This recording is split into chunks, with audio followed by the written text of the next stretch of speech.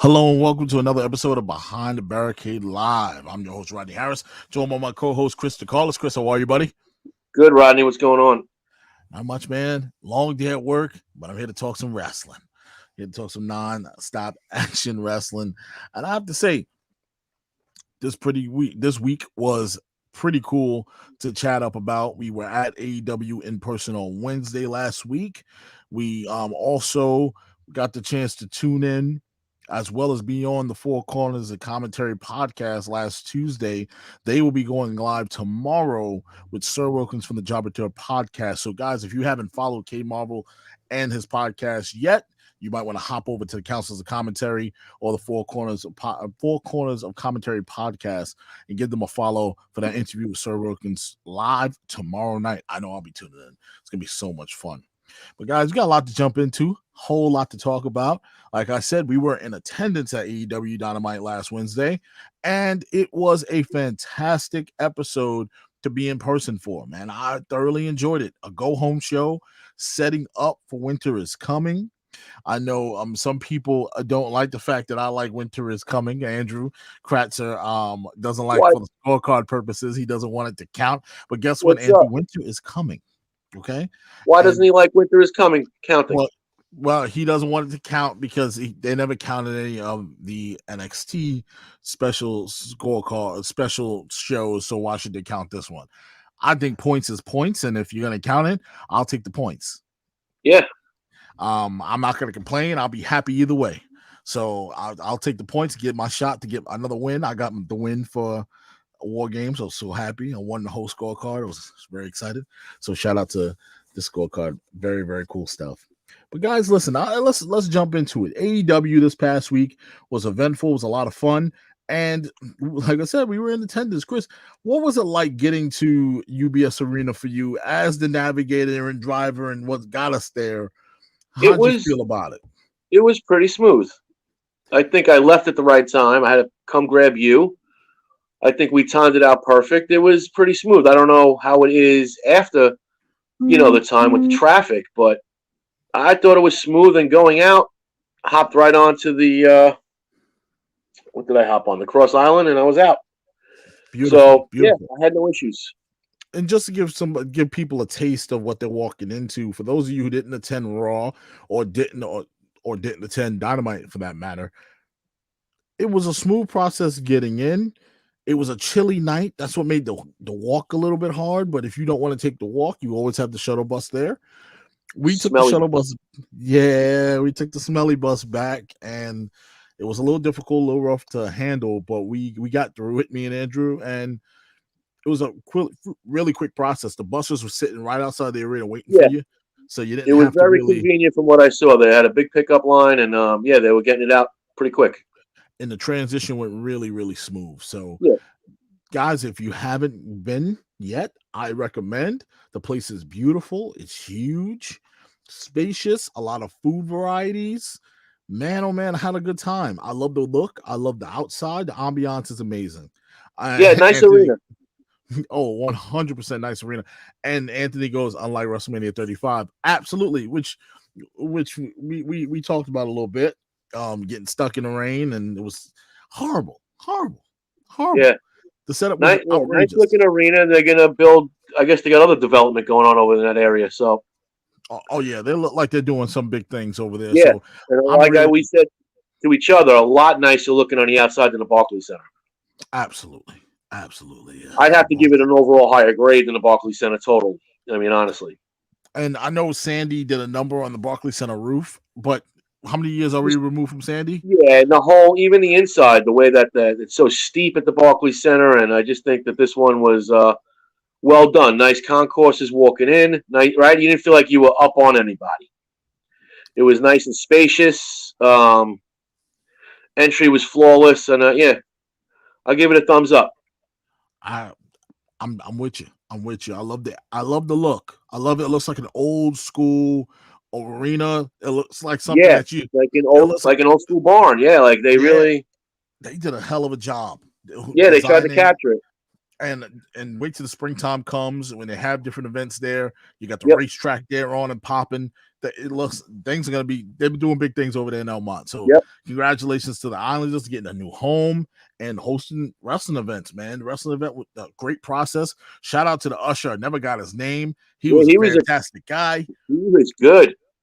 He knew all his shit, bro. Yeah, man. He was dropping nuggets all night. Oh yeah, Andrew hooked us up with a little nugget in ourselves. We will not repeat to anybody because it's our nugget. So Andrew, don't you put it in the comment section. And that was cool. Let's just say we got a close up look for a lot closer than what we should have. And Andrew with the hookup let us know a little secret, and we didn't know. Yeah, Andrew did a little game planning the week before. It was great. Absolutely. Shout out to Andrew hooking us up, man. We really Andrew was on his game. He got us that spot. He located Kip Sabian outside with the box on his head. Yep. And Andrew was he was a madman. Yeah. He got there after us. And then he found us that delicious cookie. Oh my God. Now let's talk about the cookie. I'm still looking up 5 minutes for the cookie. Dude, the cookie was Anthony, you will appreciate this, man. The cookie was phenomenal. First of all, me and Chris walk into this place called the Market. It's basically a variety of different things. Kind of reminds you of college when you walk into the food court and they have different things you can choose from: pizza, chicken fingers, la la la la. So you went over to the cookie, you passed this cookie area, and I look at the menu and I see the cookies laid out on like a hot plate, and it says cornflakes, marshmallow, chocolate chip cookie. I looked at Chris and said, who in the hell would eat that? And I said, let me just grab these chicken fingers and fries. And we said, not us. And we grabbed the fries and the pretzel, and we went on our way. We walked out of there. We had our fries and our pretzels. We were good to go. Now, I knew where we were sitting, we were going to have to eat some more. I didn't mind making the sacrifice because I'm fat. So I said, Andrew went to go get food. He said, I'm going to get something to eat. Would you like something? I said, yeah. Give me the normal thing I had before, chicken fingers with fries. Not only did this man come back with chicken fingers with fries, Andrew decides to come back with a hot steaming cookie in a little baggie. He went out again. He went back out again and came back with a cookie. Yep. And I said, what the hell is it? Is this the cookie I made in front of earlier? He goes, no, try it. And I was like, all right, Andrew, here we go. I'm going to try this cookie. All right, here we go. Greatest damn cookie I ever had in my life. I was stunned. I didn't even know we were eating the cookie we made fun of until you mentioned. I didn't know till you mentioned to me. I didn't know cornflakes could work in a cookie. The cornflakes in a cookie, dude. The only thing that was missing was a tall glass of ice cold milk. That's all it was missing. And I said the marshmallow in the middle with the chocolate chips. It was nuts. And I keep trying to describe the cookie to people. They have no idea. And every time I say cornflake, they look. I'm like, no. Because we said the same thing. Poo-pooed the cornflake, but it worked. It worked perfectly. I would love to see the recipe. I got to see the recipe. I got to look it up. Listen, I enjoy the What's up, Kyle? What's going on, Kyle? I enjoy the 420. So I indulged in a little of that before I went in. And when that cookie came, that was the perfect cherry on top. Hit the spot. You had good wrestling, one nice warm cookie to end the night. Good wrestling. Oh, yeah. Good company. Oh, man. It was great. It was fantastic. Nice arena. Yep. Oh, man. Perfect. But came over with the check-in. What's going on, brother? Man, I'm looking forward to the show tomorrow night with Sir Wilkins. That's going to be fun, guys. Once again, Four Corners of Commentary Podcast. You can also find them, the Council of Commentary. Like and share the stuff, man. They make great content. They're going to be doing a great interview tomorrow, man. I can't wait. Now, Andrew goes, by the way, got my PCR test back today and let you know tomorrow or Wednesday about the results. Why are we releasing the medical information on the podcast? Why are we talking about I should have skipped that comment. I didn't read it through before I posted. I'm sorry, guys. Let's just take that off the screen. What is the relevance of that? You could have probably somewhere to go. Me that. I'm good. He's good. He had an incident within the family. Somebody popped. That's why he was around me and you. He didn't want us to. I respect. I'm all good, brother. I appreciate it, but I'm all right. We good. I'm all good. We're all right. Anthony goes, probably the most miserable experience of my life, and that was WrestleMania 35 was horrible. Where was that? MetLife. Oh, the MetLife experience. After the tailgate, it was all downhill. Yeah, man. keep in mind, me, Anthony, and Andrew were outdoors for over 15 hours.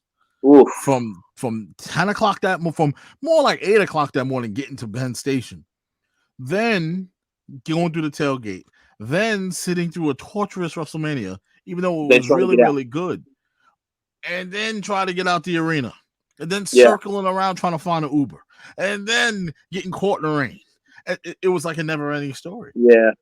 And we didn't get back to the Airbnb until 4 a.m. So it was vicious. Vicious day. Horrible. Yeah. Don't want to experience that again. But Dallas was going to be much different. What's going on? He goes, the cookie. K-Marble with the check. He goes, the cookie. Yeah, the cookie. K-Marble, that cookie's legendary, brother. Oh, you got to try it. You got to try it. And I'm going to put the recipe out. We're going to put the recipe out. Oh, I'm putting it on the page. We're giving them a full shout out. Full shout out. Yeah, and if you listen to UBS, you should pair that with some milk. Oh, yes. In those cups we got, Rodney. Those what are those cups? They were the aluminum cups. Oh my god!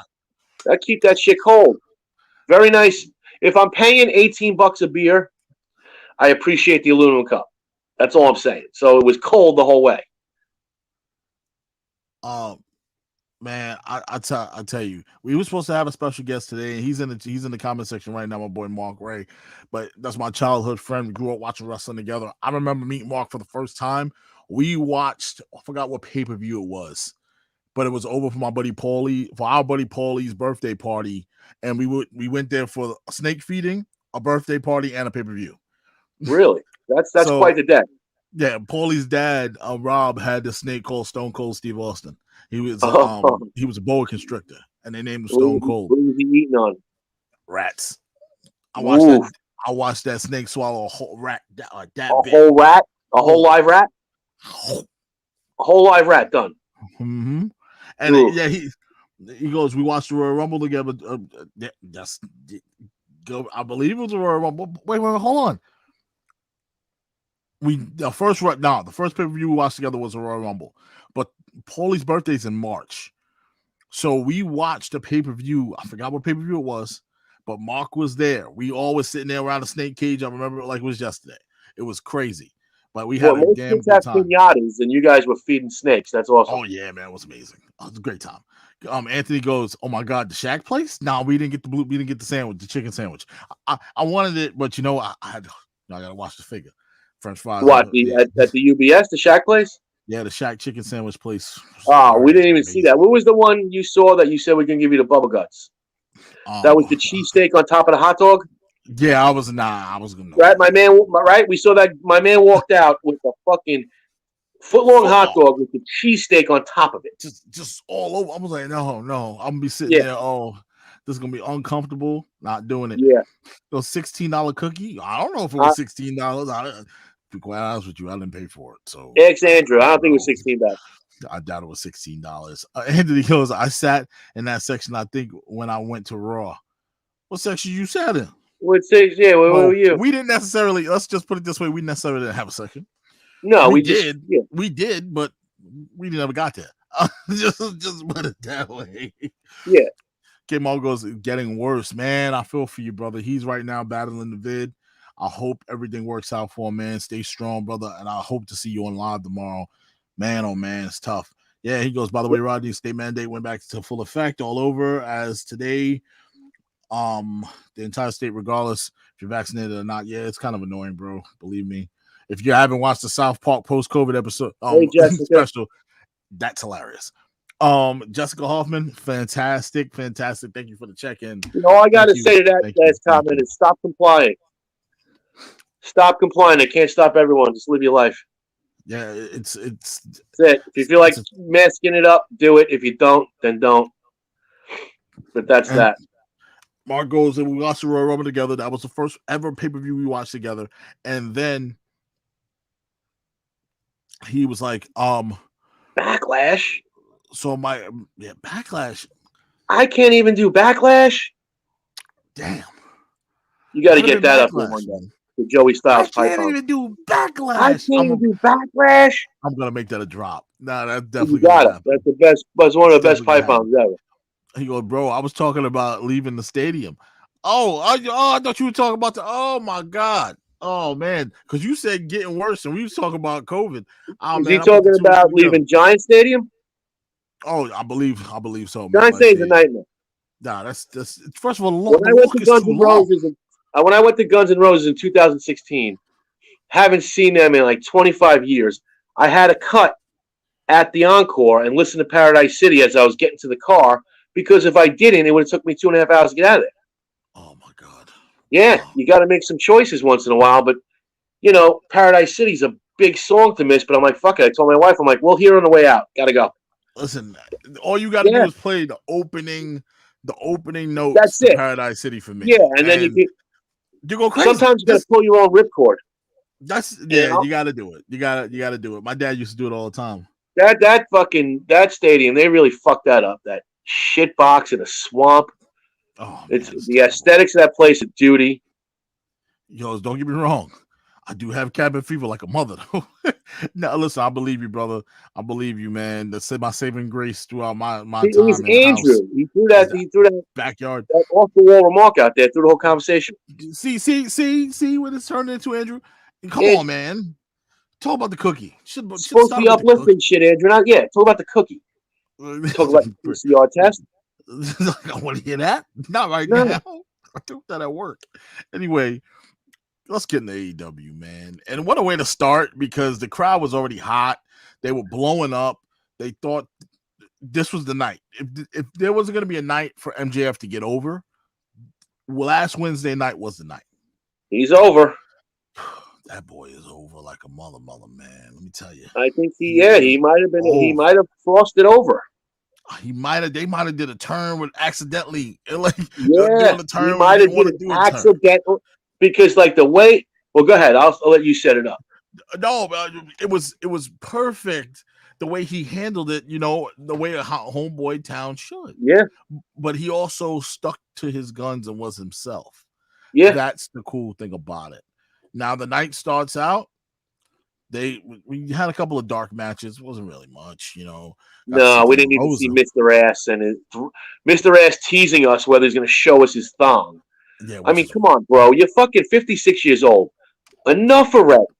Enough. It's not one thing that you're out there with your kids wrestling, but you got to be fucking showing me your thong like you're a $2 stripper down in fucking Vegas.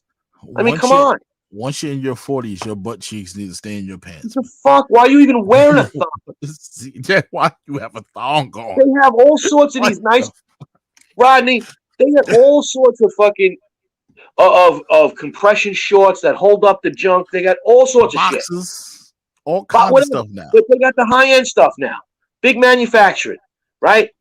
Under Armour, all that shit. You're fucking running out there with a thong on, and then you got to tease me that I might have to see it live. So Chris, I don't know if he's trying to get sponsored by Victoria's Secret or he's trying to get sponsored by Duluth Trading. I think that he should really invest in one of these brands, and hopefully they hook him up. They can, he got the clout.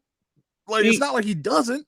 No, but look, they got that what's the commercial with the balance? The dude he's showing you what they have. The guy that lays there and he's got balance on his foot, right? The big come on, Billy Gunn. And where's your wife to tell you stop it, honey? Don't be and your sons. Like, she's too busy making fun of him on TikTok. She's picking on him on TikTok because he's old.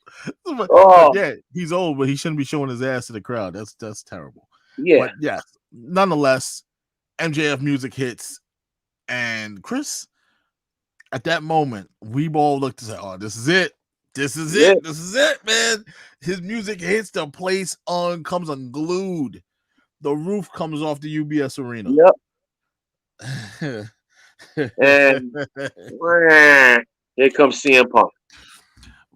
This guy, not even my man. He's not my man. He comes out there. I gotta say though, CM Punk went down there and he put fucking MJF over. He did. Put him over. Talk about pandering to the crowd in his way that he did. Right? He kept saying, "This is your guy. This is your guy," and he kept mentioning every asshole thing he did. And he just every time he mentioned it, he kept putting him over, more over and over, much to Andrew's disbelief. Andrew couldn't believe that the crowd was hyped to see MJF. Still amazes me. Man, that's insane because I'm sitting here saying, all right, I know one pandering fool that comes out before every show, and you got to see it firsthand with Tony Khan. Oh, it's really bad. It's bad. It's cringy. The squeaking voice, you missed it. He did it right after you left, Chris. He did the high pitch. No, I watched it. I watched it on YouTube. Yep. Oh my god. Yeah, it's cringeworthy. What are you doing? I'm like, just stop. Don't do it no more. It's terrible. Like, we're not at a baseball game. You're gonna hype me up for the 7th inning. Look, yeah. So take me out to the ball game. At some point, I said, this is now starting to heat up. Now you're making me care. I didn't really care at the beginning. It was a lot of MJF just talking. And yeah, now I said, yeah, this is where I feel like the promo was really good by CM Punk. Yes. It was a lot of CM Punk, no MJF whatsoever. Yeah. And it was just Punk being a punk, literally. Yeah, just ripping him, but every rip he took, he put him over a little more. He was throwing napalm on him there during his promo, all over Long Island, and he was getting booed out of the. He was building. Shitting all over Long Island. Even I was getting annoyed. I'm like, hey, I was like, dude, bro, I grew up here. No, like Chicago ain't that great, buddy. Yeah. I don't care about your fucking pizza and your other shit, but yeah, the crowd started chanting "fuck your pizza." Fuck your pizza. Quote. And I'm not trying to be for the foul language police. I'm not trying to be that guy, but that's what they were chanting. Yeah. And he started crapping on the Islanders. Oh no! Now you hit the soft spot. Well, you gotta go there. Then that's when they really said, you know what? Shut the. They just started ripping. They went off. They did. They can't take it no more.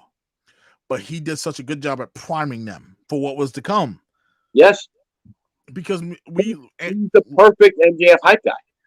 Oh yeah, and I'm gonna let Andrew defend himself on Thursday because Andrew was getting mad because listen, we got some personal beef with MJF. Yes, but we were looking at this on a professional level. Yeah, I'm looking at this as a fan watching pro wrestling. I'm not looking at this on a personal level. Yes, we were looking at it as, is this MJF's night? And for the fact that Andrew was sitting there dumbfounded that Long Island in Belmont, where the kid grew up like what, fucking 10 miles away, that he didn't think he was going to get that ovation. I'm like, Andrew, I don't know. Like anytime you go to Texas, does Austin get that ovation? Anytime you go to like MJF said, I'm big everywhere. I'm big everywhere. I might be bigger than Brett in Canada. Yes. Like, so he was big in Long Island. He was big. That was his spot. CM Punk called it like it was. I'm gonna beat you down, and you're not gonna be ready for me. You think you're on my level, you're not on my level. Same way your town is not on my level from the town I come from. Same. He was just going after it. Yeah. What I loved was I was expecting MJF to come out after him and to go to that battle. But then I said to myself, no. There was so much talking done by MJF throughout the lead up to this. Yeah, he didn't need more he can say. No, he just it just needs to go out there and do it. Just do it. And and I said to you, I thought it might have been a mistake. He's not coming out to retort. But then when they did that whole fucking package of his Long Island brilliance and what he did in high school and his keg stands and it just worked. It absolutely worked. Jacket on and it worked. It worked 100%. And I said, wow. They already know that there was a plan in place for him to defend that Dynamite Diamond ring. So we're going to step away from CM Punk for a second because it's not about him right now. I got to keep my ring on my finger, and I got to go out there at Winter is Coming and kick whoever wins this match with me's ass. So that's how I'm going to put CM Punk on the back burner because I really don't give a damn about him right now. Yeah, he did. Yeah. And it felt like he didn't even have to look in his general direction. It almost looked bad for CM Punk because it looked like you went out there fishing. It did. It looked like, and he didn't give you the time of day. It just turned out to be a primer. Oh, yeah. And it was a huge primer. And I will say this. There have been wrestlers from Long Island to wrestle on Long Island, but not at the stature that MJF is wrestling at right now. And that's the difference. Like we've seen Matt Cardona at the Coliseum. Sorry, you're not getting... I would say the closest one, Mick Foley. Would be Mick Foley. Yes. Nick gets a huge pop every time he's in Long Island. He says the word Long Island. Yeah, Mick. So it's different. Okay. It was different level, and Andrew needs to understand that. I'm sorry, like you were in MJF territory, whether we like it or not. That's where we were, and you got the appropriate response from the crowd. It doesn't condone what he said to Mitch, and we understand that. We're not talking about that. We're talking about from a wrestling standpoint. Yep. He deserved that pop. He's the hometown kid. Yep. Now, if I ever get MJF in a room, I'm gonna ask him the hard-hitting question: why'd you say that to my friend? Yeah, and he might not even remember. Might not remember. Won't. But I would like to know. I want that question to be answered because that's pretty heavy, and we can really blow that up into a big deal nowadays. And I don't really want to. I don't ever want to go. Because we're not cancel culture. That's not what I represent. But I just want to ask you why, bro. You couldn't judge the room to understand what was going on. You couldn't see this person and tell that something's not right. Why'd you go there? And that's all I want to ask. But until then, wrestling. Like until then, wrestling. He's a heel, but he was home, and the heel got over. Man, I don't know. It's like almost a tweener at this point. The way they was over for him. He's now a tweener. Yes, easy. You saw the way he jumped against the railing. Like there was a different look in his face than there normally is. And to me, like you're saying, we might have seen the bridge between him now as being a tweener because the crowd soaked him up. Now, if he keeps going, he's going to keep going to other towns and ripping them up. But eventually, it's going to be like they're going to start enjoying that. So I think he became that full-fledged tweener now. And listen, you don't have to be a super duper good guy to get over. You know, we're going to talk about somebody that made their debut on this past week and on Rampage, and I wanted to start out with that. I mean, dude, the pop and the rage he's getting is insane. Listen, and it's well deserved. I'm sorry. He put on a hell of a performance. I've thrown some shots at him. Mm-hmm. Like, dude, he shut me up. I was very, very impressed with Hook. Very impressed. I like the theme music. I like the fact that the video package there's none. It just says Hook in black and white. I love it. The music was lit. His weird swagger that he has. It's a weird little swagger. Long, lanky walk he does. Like, it's so strange. And his athletic ability was off the fucking chart. Oh boy, Andrew made it a good point though. Andrew was coming after everybody last Wednesday. He made it a very strong point to let us know that his brother JT kicked Hook's ass in Little League Baseball to the point where dads had to go out there and yell at him. And Jesus, I was like, you can put the kid on dragging it back to Little League Baseball. But the kid's he's a Division I athlete. Yeah. So let's not put that past him. Dude. Very impressive. Long Island kid. I didn't know that until I looked deeper into it. Long Island kid. So I'm like, why is he getting all this love over here? Yeah, because I thought Taz he played lacrosse on Long Island, and Taz is a big part of the lacrosse scene. He actually had a little podcast, the lacrosse podcast, and dude, that kid was more impressive than anything that Hobbs has done in the 2 years he's been with Taz, or whatever, how long it's been. Yeah, man. I'm way more. I'm sorry. I want to see more. When we say he's got the Darby Allin effect, he has it. Like, he's not the biggest dude in the room, but he's got it. Like, if he walked down that fucking ring, and I'm like you said, the music was perfect. everything. And then he just performed in that ring. The swag about him, the hair, I Yeah. was laughing at his hair because The his hair just kept hair. flopping over, but it Yeah. was standing up like he was in a fit of rage. Yeah. And Yeah. and you could see, like, I was watching this match, like the way he's moving around, so methodical. It was Oh, like he's picking his spots to just destroy this person. dissecting him. It was like menacing. He was It's menacing crazy. around the ring. Yes. It was crazy. And then the vicious forearm shots before he put him in the He was Tasman laying him in. was insane. And I said the pulling at his mask, he was just aggressive. Yes. And man, he was good. That's a hell of a debut. Man, Fucking that's hell how of you a make debut. that's how you make a name for yourself, You young see, like, fella. this is what I wanted to. You have trying to sell me on Grayson Waller, and then you have that. Sorry. That's what I'm talking about, people. That's what I'm talking about when I say the eyeball test and everything else. That kid's got it. Waller don't. You can try to generate all the shit you want in the heat for Waller, all you want. He don't have that. And that's a star in the making And right there. and you can see it. He has some tuning up to do, but he's still young, Yes. man. Yeah, He's he's gonna clean that 22. up. And Yeah, he's clean got all that up. plenty of people in that back to learn from. He's in the Listen, right bro, space. they got some young under 25 dudes that I really, really enjoy watching. I personally think that he might want to stick next to a guy like a Sammy Guevara or a Darby Allin. Me personally, I think Darby can teach him the charismatic side of things. Dude, sign me up for that fucking match tomorrow. Put that match He on could drag a match out. Winter is Coming this week. I Darby Allin. say Let me see. Open challenge after we're Let done with me see it. the men of the year.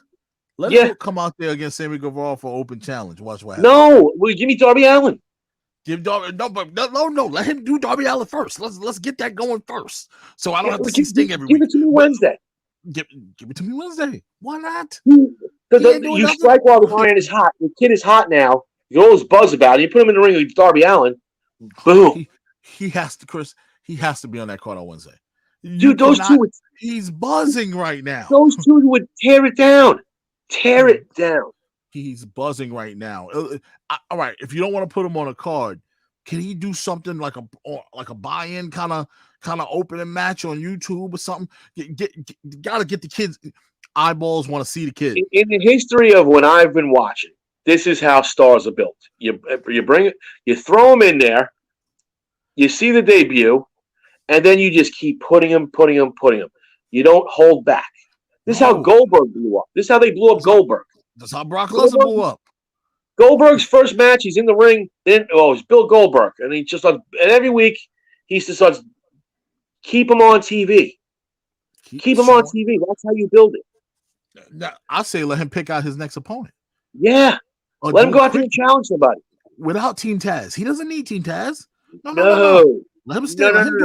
Let him cut a vignette next week. Let Shivani interview him or something in the back. He hitting a heavy bag. Like he hitting a heavy bag and whatnot. What do you want, man? Now listen, you had a great debut last week. I just want to know. Yeah, you don't need Team Taz. What is the future? What's my future? I'm taking everybody's belt in here. Yeah. And I don't care if it's Bryan Danielson. I don't care if it's a cowboy. I don't care if it's a Spanish god. But everybody can take a Hook. Yeah. Get right back to hitting the bag. Don't even say nothing else. Just start swinging. He's got a plethora of dudes to learn a craft from that are in his body style, his type. He's got, it's just, once that kid gets fully polished, bro. You got they got something there. I'm telling you. He's got. I was waiting. I kept waiting. I was like, when is this kid gonna get a ring? Yeah. I'm like, what are we doing? I want to see what the kid got. All right. They picked the right spot, and they picked the right spot for him, and it worked. It worked. Yep. The kid has been everywhere. I'll open up anything involving wrestling. This kid's first front page news was all over the place. He's all over the place, Chris. I could not see him. He was all over there. So I got to give shout outs to him. I got to give shout outs to his pops because his pops put him in the right position. And I'll give shout outs to Taz the way he called the match. Yes. He didn't call it like a fanboy. He didn't call it like a father. He called it like a wrestling the way it was. Guy calling it what it is. and he didn't pull the Bill Walton calling Luke Walton No, and he nonsense. wasn't even I he couldn't wasn't even stand that. pulling a Team Taz shit. He just called it the way it should have been called. Oh, nice elbow there. Now, like nice chops right there. Oh, some Yep. solid chops. Even moves against him. Any offense against him was called evenly. So Yeah. kudos to Taz. He did give him a standing ovation because that's And his son. I respect. absolutely. Should have done That's that. his son. You know, I can only imagine how great he felt to watch Yeah, his that's a son walk proud up moment. that ramp, and his Yep. son looked at him, didn't even really do anything looking at him at the ramp. He just walked right into the tunnel. He gave him Yep. that look like, I hope I made you proud tonight. And that just, man, it's nothing more reassert for the fathers in the crowd. You're a father, I'm a father. Kmart was a father, Mark's a father. It's nothing that makes us more proud to see our kid do something, a hidden achievement. Absolutely. So it makes us feel so good. And we didn't do the achievement. We just put you in that position to get there. You did the work. You did it. So I can only imagine how he feels, man. It's an amazing feeling to see that. The kid worked hard. He got up to this point. You can tell he worked hard. Yep. There's your wings, man. Go fly. You don't need me. Fly, Tony Khan. Let him fly. Let him fly. And I know we kind of got off track of MJF, but hey, man, this KB King coming down the pipe to MJF real soon. We don't know. But that Dynamite Diamond Ring Battle Royal wasn't pretty bad itself. And I'm okay with it because we got to step away from CM Punk for a second. Take a breath. Let's focus on the Dynamite Diamond Ring Battle Royal. We all knew the hometown boy was not losing this match. No. He is also the holder of the Dynamite Diamond Ring. You honestly thought that he was going to lose? Come on. Now, I expected Wardlow to get mad, really mad. A lot madder than what he got. Well, I think Wardlow gets mad on Wednesday and costs him his win. That's what I think we're leading up to. I hope. Because it's time for him to spread his wings and fly. Yeah. And I really hope that he does so. I'm just so excited to see what's next for Wardlow. I'm a big Wardlow fan. I've been preaching this man's name forever. I want to see this guy do so many great things because I know he has the ability to do it. They just got to let him go. He can't be a bodyguard forever. No, it's been too long. Let the guy go. You're treating him like he's what's his damn name? Bo Buchanan. Like, don't treat him like that. Buchanan, yeah. Don't treat that man like that. So just let him go. To fly. He needs to spread the wings and let him go. See what he can do. Let him fly. And I love the fact that Dante Martin won a match. And the way that Dante Martin won was perfect.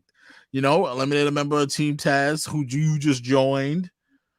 I didn't get to hear the commentary of this match, so I didn't really hear what was going on. It was very, of course, you're in the arena, you don't get commentary, but it was really cool to see him. Even though I'm part of your team, Diamond Ring means something to me. So you got to go, Ricky. Sorry. and to watch Ricky beat the hell out of him post match, to have MJF go down there debating if he should help him, pushing and shoving, to MJF just beating on him too. It was perfect. And of course, who comes running their ass down there to make the save? CM Punk, to steal the thunder. But it was cool.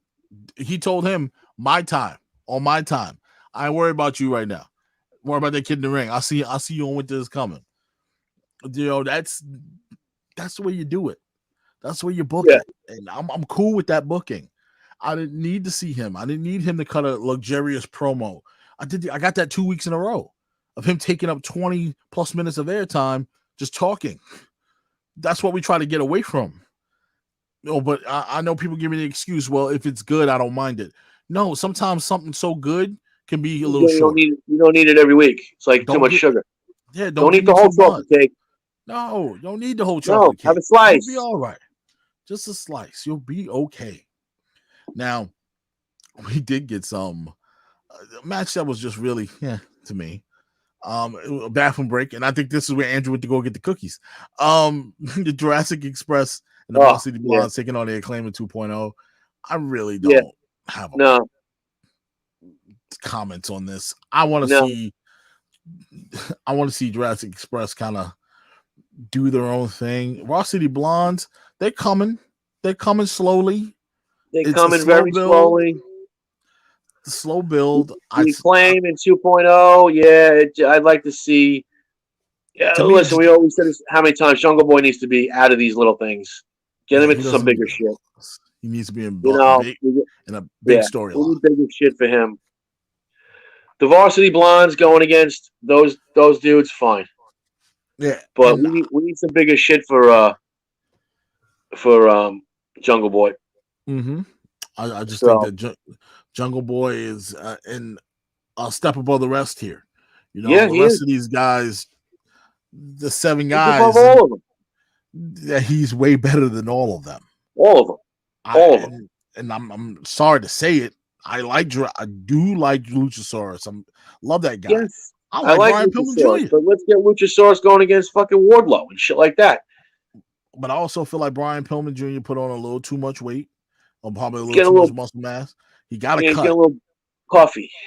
You got to cut down, man. You that's not how he looked when I saw him 2 years ago at WrestleCon. He didn't look that heavy. So you got to cut down, man. I see it's starting to affect the movement a little bit. He's not the guy Yeah. that used to jump around all the time. He's just stuck in the mud right now.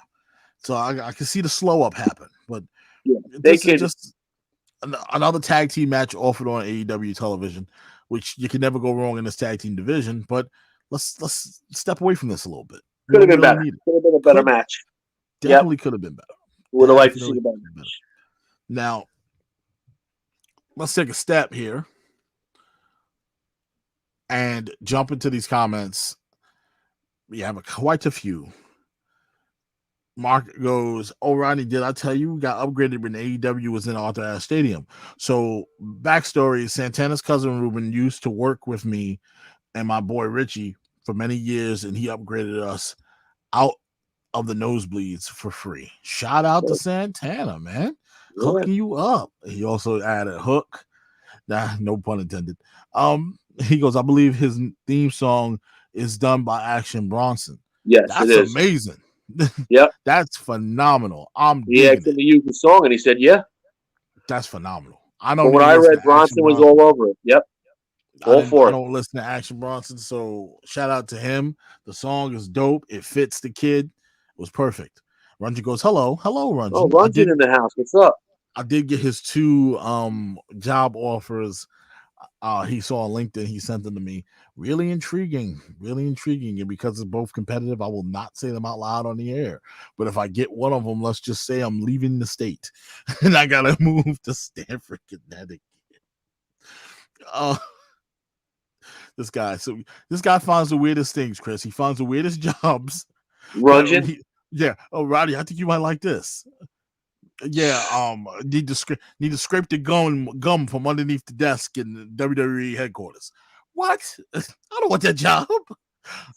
But it's get you in the building. You know, you tell them you're a wrestling fan. Yeah, just show up with my Porter onesie every day and with my scraper ready to go. Drew Kratz goes, "Just wait until Wednesday. We will see if MJF gets cheered or booed. Out of Winter is coming." Well, we'll see. We'll see. Where is Winter is coming? It's in Virginia. Listen, I'm sorry. He's going against Dante Martin. He's going to get cheered. They're going to be more invested in MJF than Dante Martin. Sorry. Who's out there cheering Dante Martin? Dante Martin, listen. Dante Martin's a little boring. We need to see a little more charisma out of that dude, because otherwise he's like staring at a blank wall. Sorry. It's nothing to him. He goes, just go up and goes, "Wardlow needs to fly like an eagle." Oh, spread your wings. Wardlow, fly, brother, fly. Drew also adds, CM Punk will most likely cost MJF the ring, which will add to that storyline. That was a really good point. I could see one or two things happening. It's either going to be CM Punk costing him, or it's going to be Wardlow. How about this? Really want to make it fun? CM Punk tries to cost him the ring. Wardlow tries to stop him, which then both of them cost MJF the match. So now I can't blame CM Punk. I could blame Wardlow. I am going to blame him. Yeah. And I'm going to blame CM Punk. CM Punk. So it just makes it more crazy Yeah. to add to the storyline. Also, K adds he gets booed for sure, which makes sense if he does. He's a heel. So the beauty about being But a he tweener can get is booed all. Let me ask you this, Rodney. He can get booed all he wants. Is Dante Martin getting any reaction? no. Zero. He's getting zero. He's like I'm sorry. He's like watching fucking paint dry. Let's call it like it is. That's why He's athletic. This is why you He's got athletic. Leo Rush.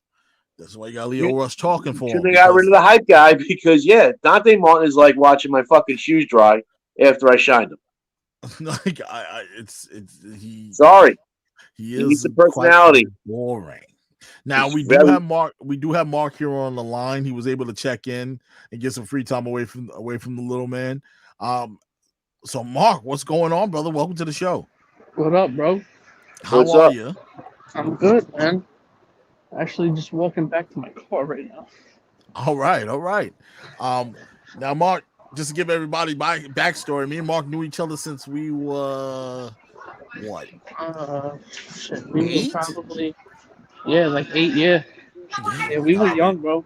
Yeah, we were super young, man. We go way back, but he is just as big as a wrestling fan as I am, and this man gets the opportunity to sit front row almost any damn event he goes to. So I wish I had that opportunity every event, but every chance he gets, I should say, every chance I get. I had the opportunity back when Raw was at the Nassau Coliseum. I had the ringside package. Actually, I still have that chair, bro. I still have my chair in my room, bro. That's amazing. That's my interview chair. I use that shit for interviews. There you go. But actually, when I had the ringsider, not a ringsider package because I didn't get to keep my chair, but I had second row when AEW was in Jersey, and then when they were at Arthur Ashe, I had nosebleeds because it was a last minute thing. And so ironically, me and my boy that I went with, we used to work with Santana's cousin Ruben, who actually happened to be there. And he upgraded us because he had 2 extra seats. He upgraded us, and bro, when I say he upgraded us, bro, he fucking upgraded us. Like, we were like real close. Not like, ringside type shit on the floor, but like we were close. Yeah, I remember seeing the pictures. Yeah, bro. Said, man, he was able to get that close because when I saw you were up by my section. That was crazy. I saw Mark walking by. We was coming back. I got my food. I just went to the merch table, and all of a sudden I was like, Mark, what you doing here? He was like, man, I'm sitting there just trying to find my boy. I got his ticket. I'm here already. And I was like, damn, where you sitting, bro? He goes, I'm sitting somewhere up there, man. It's just crazy. Then I look on Snapchat, homeboy is down there on the floor. This guy. Oh, man. Yeah, bro. Like, yeah, man. That was lucking out. Yeah, facts, bro. That shit made my whole night, bro. Like, it was real good because them nosebleed seats, bro, son, that climb up those stairs, bro. Unbelievable. I was gasping for air when I got up to that motherfucker, bro. Like, I was fucking dying, bro. It's tight up there. It's really tight in that arena. I don't know how people sit in there. I understand it's a tennis place, but it's tight. And then the fucking drink line was so goddamn crowded, bro. Like, I was literally struggling for like 2 hours just to go get a fucking Coke that I paid $7 for. Yeah, look, they ran out of food. No more. They did run out of food through hour 3. They ran out of food, Chris. They didn't have nothing left. Water? Yeah, they wasn't expecting it. They definitely did. They definitely did run out of food. They weren't expecting that big of a turnout. they packed that place to the brim. Yeah, what was it, like fucking over 25,000 people? I think they said. Yeah, and they was like, we only hold like 22,000. Well, people would sit on people's laps if they had to. It was crazy in there. Oh hell yeah, bro! But that shit was definitely wild. Did you get the chance to head over to AEW this past Wednesday? I did not. Money's tight right now, bro, and I really wanted to, man, but I definitely did not, Well, listen, unfortunately, get we that did opportunity. we we were able to get into the building, but I tell you, it was good either way. You had the pleasure of watching it on TV with the commentary. I wish I had Absolutely, I did. commentary because there was some moments in there I was like, damn, I really want to hear it. I know me, I'm big on commentary. I love hearing it. It makes the event just go better for me. That's why being live is kind of hard sometimes. I'm like just watching a match, but I don't hear nothing. I want to be able to hear something. So I'm kind of envious, man. I wish we were able to tap. I wish I was able to tap in and Well, hear you know what the what, bro? commentators were Let's talk saying. about that actually, because in many ways, man, I feel like I love AEW. Don't get me wrong. I love AEW as a product. Right now, I feel like as a product, AEW is strong. I like what they're putting out. They're for the fans. You know, I will admit there have been times where I've been like, okay, Tony Khan is fucking up. Like what is this man doing? Like that whole shit that whole little fiasco that was supposed to go down between um Penta and Cody. What the hell happened to that? I don't even did they even have yeah. Did they even Penta ever got have a hurt. match? Penta got Penta got hurt. hurt. Oh yeah, Yeah, Penta got hurt. But but then they there never was went back to it. uh They never ran yeah, it back. yeah, they never ran it back, exactly. And I honestly wish they would have, because honestly, I'm not gonna hold you, bro. That would have been a good ass feud, man. Because Penta actually, it got personal with Penta, man. He brought Cody's kid into that shit, man. Mm-hmm. And I like how Tony Khan lets them be unscripted when it comes to promos and shit. I really like that.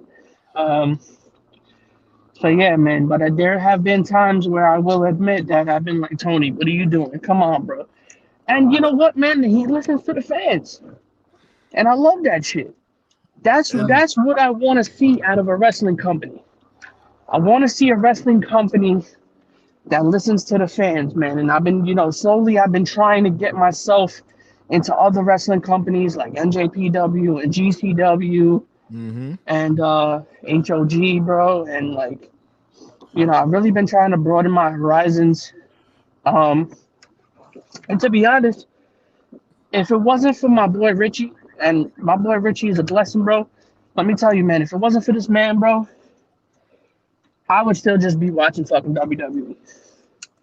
Look, And I'm gonna tell you, you're not the only one in that boat. There's a lot of people out here that don't know those wrestling companies exist. oh, So absolutely, it's crazy that people believe we only have AEW and WWE to view and tune into. I come on the show rocking absolutely, the Impact hat every week most of the time, and I love Impact Wrestling. I'll forever love Impact Wrestling because it gives guys an opportunity to make money. It gives guys an opportunity to showcase their talent.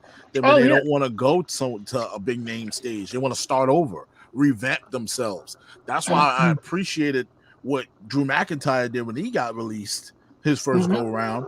He yep, went, revamped himself, turned himself into a beast, and then came back.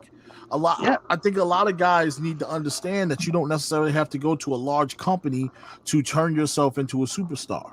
Well, And so here's the thing, and I hate to cut you off, but no, God, I gotta bring this shit up.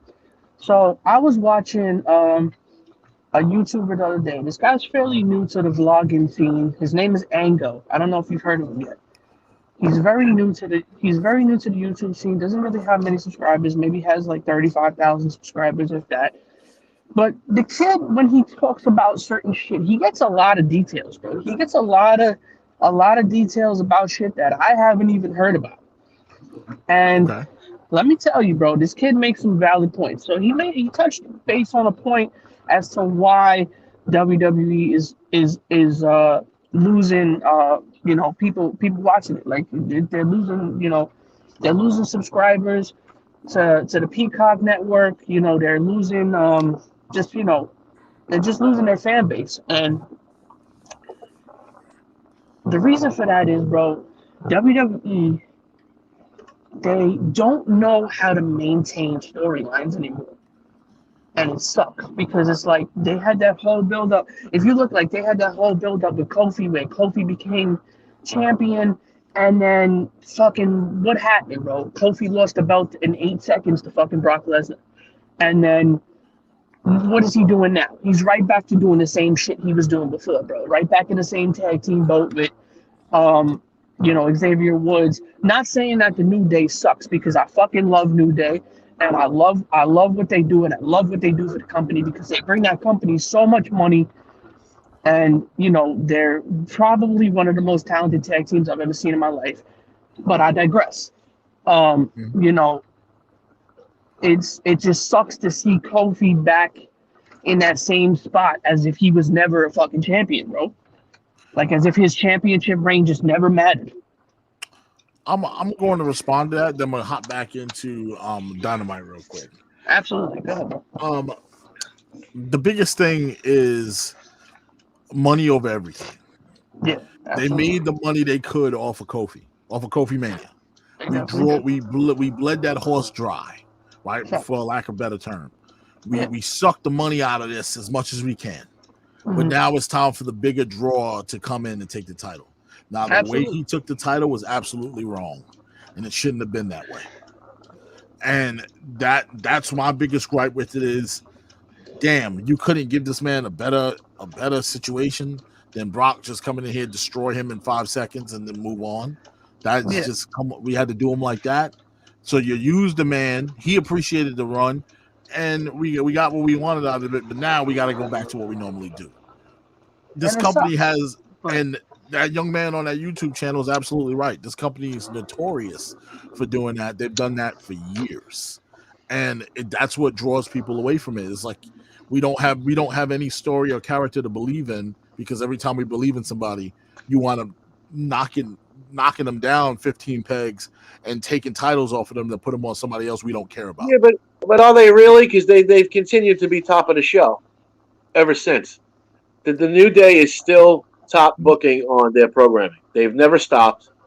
They're a money machine for them. Whether he has the main title or whatever he's doing now, they maintained a place at the top. And it's been going on for years. And I know a lot of people who like Kofi go back to, Brock Lesnar's done that to a bunch of people. It's not just Kofi. They booked that with Brock Lesnar, whoever he goes up. So it's just, they are, like, if you look at Kevin Owens, when he got derailed by Goldberg, has Kevin Owens ever gotten back to where he was? No. But New Day is still top of the food chain when it comes to WWE programming and marketing. So I don't see how there's any gripes about the way the New Day gets booked. And I have an issue with the way the whole situation went down. Now, I get Kofi is completely comfortable where he is, because Chris makes a great. It's a very valid point. They're the top sellers in the company at the moment. They sell from YouTube. They sell from all over the damn place. They bleed money. But him as a sole person to carry the load, but now talking about making you the WWE champion. I ain't talking about no Universal champion. I ain't even bringing that belt up. I'm talking about the WWE champion. That's a big deal. But this company does this, but this is where they make the mistake. They gotta understand that championship means a lot more than the damn Universal title. We don't give a damn about that championship. Yeah, I could care less. What is your main title? What is your main direction? You having two separate titles and putting one beastly person on it, which is the face of your company, and then having somebody like Big E, who we really like and we really care about, we want to see him get a good run. Carry the WWE championship, kind of takes away from the other side and about the championship that really means something. So that's a company issue. That's not a wrestler issue. Nor is it a fan issue. That's a company doesn't understand the direction in which they want to go, and them getting greedy to try to make more money off of two different products instead of them just blending the products together, because you don't have enough talent not to spread out over two shows. It's a complete mess the way everything is being booked over there. And my question is, and this this might take some heat from some people, but do you think it's Vince? Do you think I think it's bigger than Vince. Yeah. I think it's way bigger than Vince McMahon. Vince McMahon is the face that runs the place, but there's something behind this man and making him make these decisions. I can't believe that this man will wake up in the morning. It's him. He's been making these decisions since I've been watching that product since the 70s or the 80s when he took over. It's him. It's him alone. He makes these fucked up decisions, and he's got some yes men behind him, and this is what they stick to, and this is why you have what you have now. It's So all him.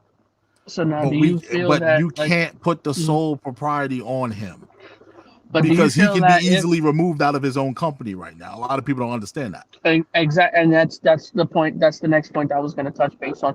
So, do you feel that if he decides to eventually step down, do you feel like Nick Khan is going to be able to step up to the plate? I don't think No, Nick Khan's the right person for this opportunity, nor I don't is he think so ready either. for it. And I always thought that Triple H would have been the right person, but I don't feel like that's ever really going to happen because Triple H That's a lost cause to me.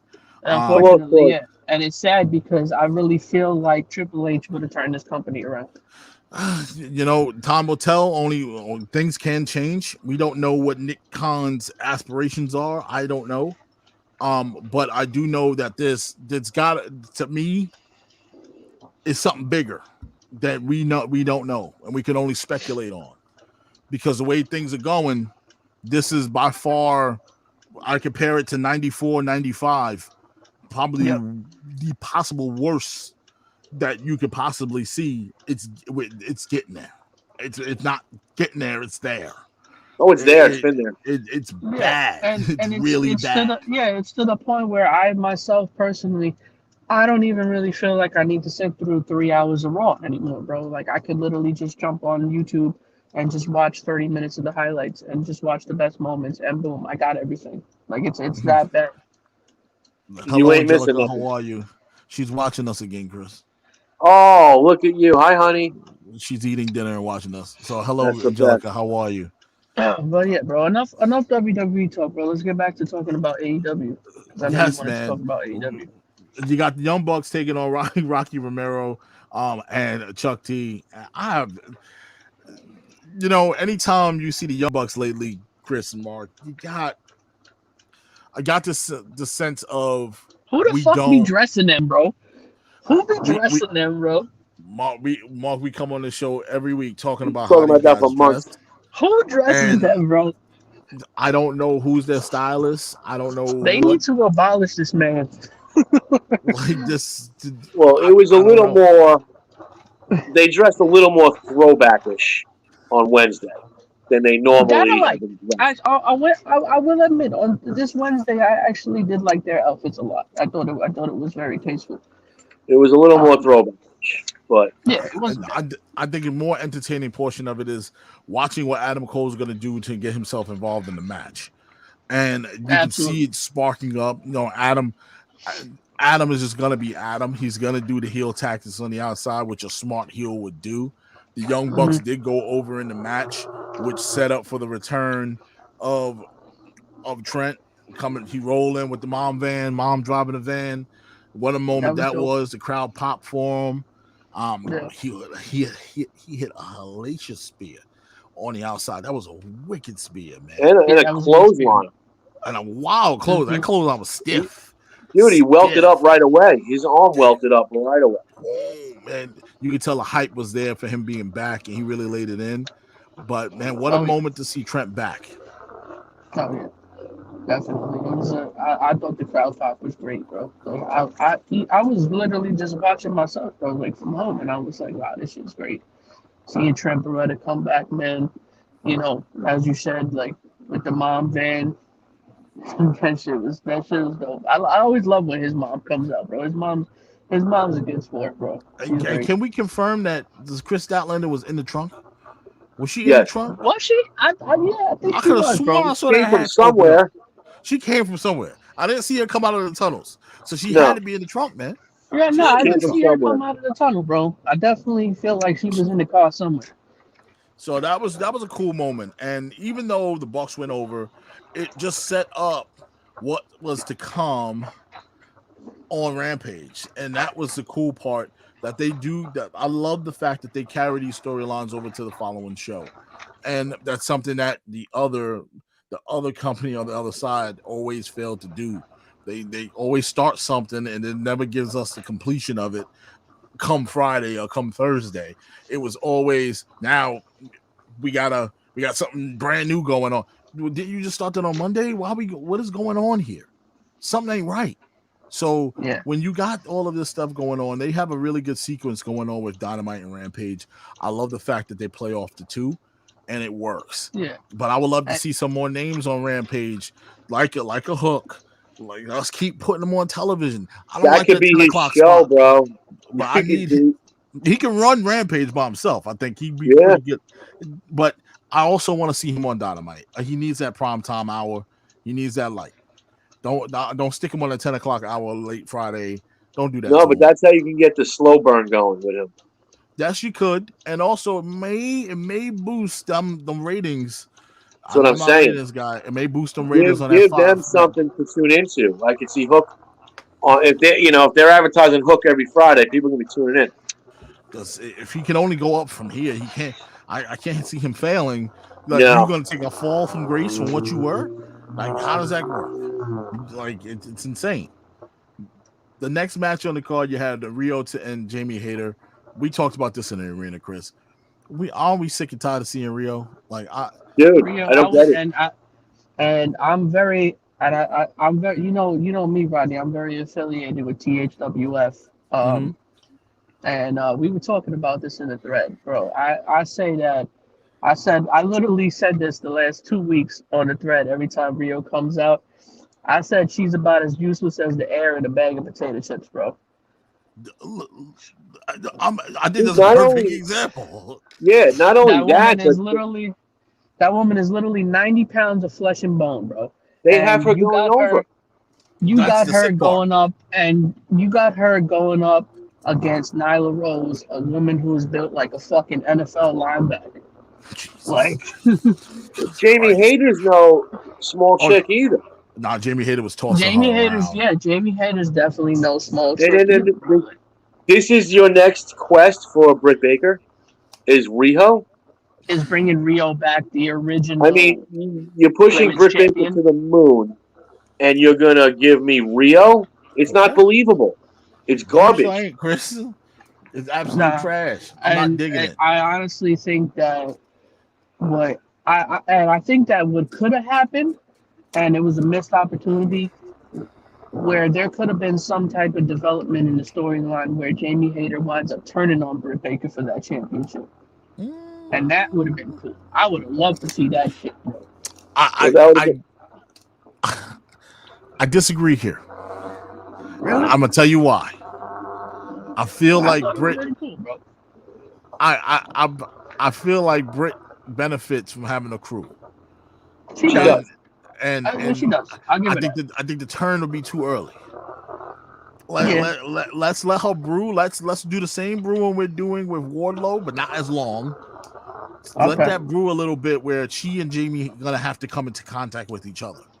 And if you are you gonna protect me? Between that shit between Wardlow and MJF been brewing like a motherfucker, bro. And I'd rather see Sheeta go against Britt Baker. That would be good. I mean, it's believable. I'd rather see that. Rio, and I'm sorry, this is the fucking influence from Kenny Omega. And I know he's got the Asian fever. I get it. It's the truth. It's the truth. All right? But that should not influence Rio getting championship matches. See, this is why you never mix business with pleasure.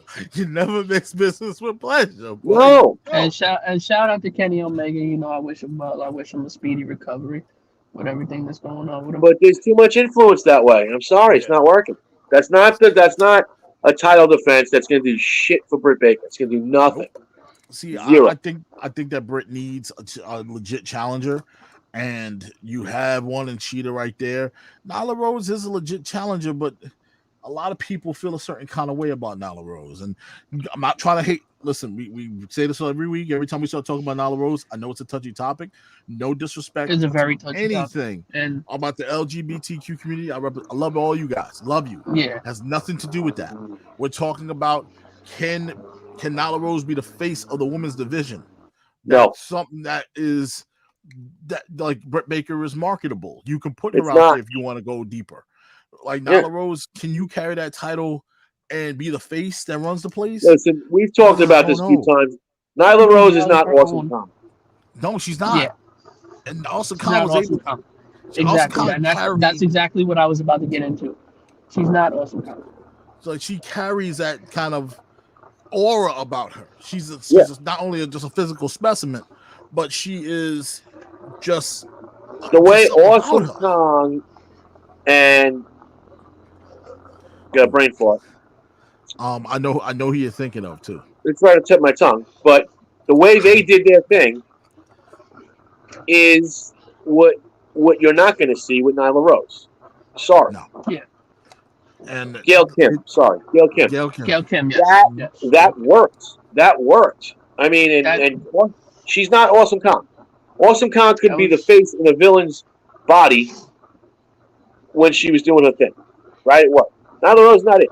Start giving me some more women that could be the next Britt Baker or whatever. Stop rolling back Rio and all this other shit that didn't work. Nyla Rose's her reign did not work. Mm-hmm. Rio's didn't work. That's when they were calling it the worst women's division in wrestling, correct? Yes. Okay. Mm-hmm. She'd have took it. And listen, she was doing it during the pandemic, no fans in that. She did a great job. Took it to a level. Then now we have Britt Baker with it. But stop going backwards. I don't. To answer Jessica Hoffman's question, I don't see Roman turning on. I don't see Paul turning on Roman at day one because I don't think they have a direction on when they want Roman to drop this title. Yeah, I don't see that happening. They don't have a direction at all right now. So we'll stay tuned. Hopefully, we'll figure it out within the next couple of weeks. But nonetheless, it was a back and forth match. It wasn't believable. I'm pretty sure Riho got dropped by Jamie Hayter by accident in this match. I thought she damn near broke her in half because she jumped up the top rope and she just dropped her. I was like, bro, the woman's got not 1 ounce of muscle on her. Yeah, she's taking some heavy fucking. Talk about olive oil. I mean, it's not 1 ounce of muscle on this woman. Oh, dude, she's taking some heavy anything she does believable. Yeah, and I've watched her take these heavy ass bumps, and I'm just like, dude, she's fucking fragile, man. It's not good. It's not a good look. She's like a fucking fart in the wind, bro. Like it's really, it's not a fart in a windstorm. It's not good. Yeah, exactly. You can't call her. I don't even want to call it a bump that she takes. It's just dangerous. She just takes dangerous opportunities. It's just dangerous. And listen, we got the woman, and she was there that night. We have the woman that we all want to see roll it back with her name. Her name is Thunder Rose. Yes. Okay, so enough of the bullshit and give us Thunder Rose. The crowd wants it. It's right there for you. Dark. She was on Dark. You had your epic match between the two. Roll it back. Especially the fact that Britt Baker didn't win that match. Nope. And stop putting this woman on Dark. She doesn't need to be on Dark. No. Thunder Rosa needs to be on prime time television. Thunder Rosa is on Dark, but Rio's on Dynamite. Give me a break. That would have been another valid candidate that I would have loved to see go up against for the women's title, bro. Against Britt Baker. I would have loved to see Thunder Rosa get that opportunity, man. I think she's great. She's very talented for her age, and she's for a mother to be a mother of was she like 34, I believe. To have that much talent, bro, and she's in great shape. She's probably in the best shape. I feel like she could have an awesome title run in AEW, and I'd love to see it. I would love to. I think we all would. I'd love to see we all would. Now, I'd love to see it from what she did in NWA, bro, and what she's done down in fucking AAA, bro. I would love to see her have a good run in AEW. No, she definitely can. I can see her as a face of your women's division, and she's also another woman that's marketable. She also touches on the international fans. She pushes you out to deeper lenses that and also can help your relations with other companies that you don't even think about working with right now. So because she's worked everywhere, she's been everywhere you could possibly think of. So she too carries that swag with her. I could definitely see him running that women's division. If that's my pick, to be the Whether next she women's wins or champion. not, it's still a better But But matchup. keep in mind, we do have a championship brewing yeah, for the TBS championship. I Which keep is a lot, forgetting that's a thing. which is a lot more intriguing than the Rio bullshit. Damn sure is. So, be honest with you, real quick, if they decide to put Rio over Britt Baker, you know how fast that TBS championship becomes relevant? Super But then what are you duper. doing? Like, I It's don't gonna be think their fan. I'll tell you right now, I don't think the fans are going to deal with a Rio title run. They're not. no. and That's gonna be it's very upsetting for fans. I just find they're trying to test something out that doesn't need to be touched. I think that they're making a big mistake right now with this feud, but we'll see down the road where it goes. Bryan Danielson taking on John Silver, the hometown guy. You know, I watched John Silver wrestle in NYWC multiple times, man. Nice guy. Always was a nice guy. Always was cool, funny, athletic as hell. I used to call him a little bowling ball, bro. He up and down the ring. He was a speedball in there. It was just all over the place. He's always been like that. He So might, when John Silver's great, man. I've had the opportunity to watch John Silver in actually every AEW that I've gone to. Except the very first AEW. I went to the very first Dynamite in Washington D.C. Drove 5 hours with my boys, and it was, let me tell you, bro, it was fucking incredible, man. Tony Khan put on one hell of a show.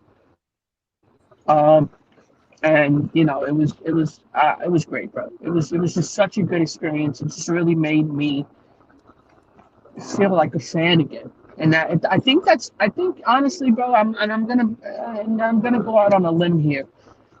I felt myself at one point starting to lose touch with my taste for wrestling, and it sucked. It sucked. It really did. And I went through a time where I was starting to lose myself when it came to wrestling. And then you know what? Let me tell you, man, that show woke it back the fuck up, bro. That show was incredible.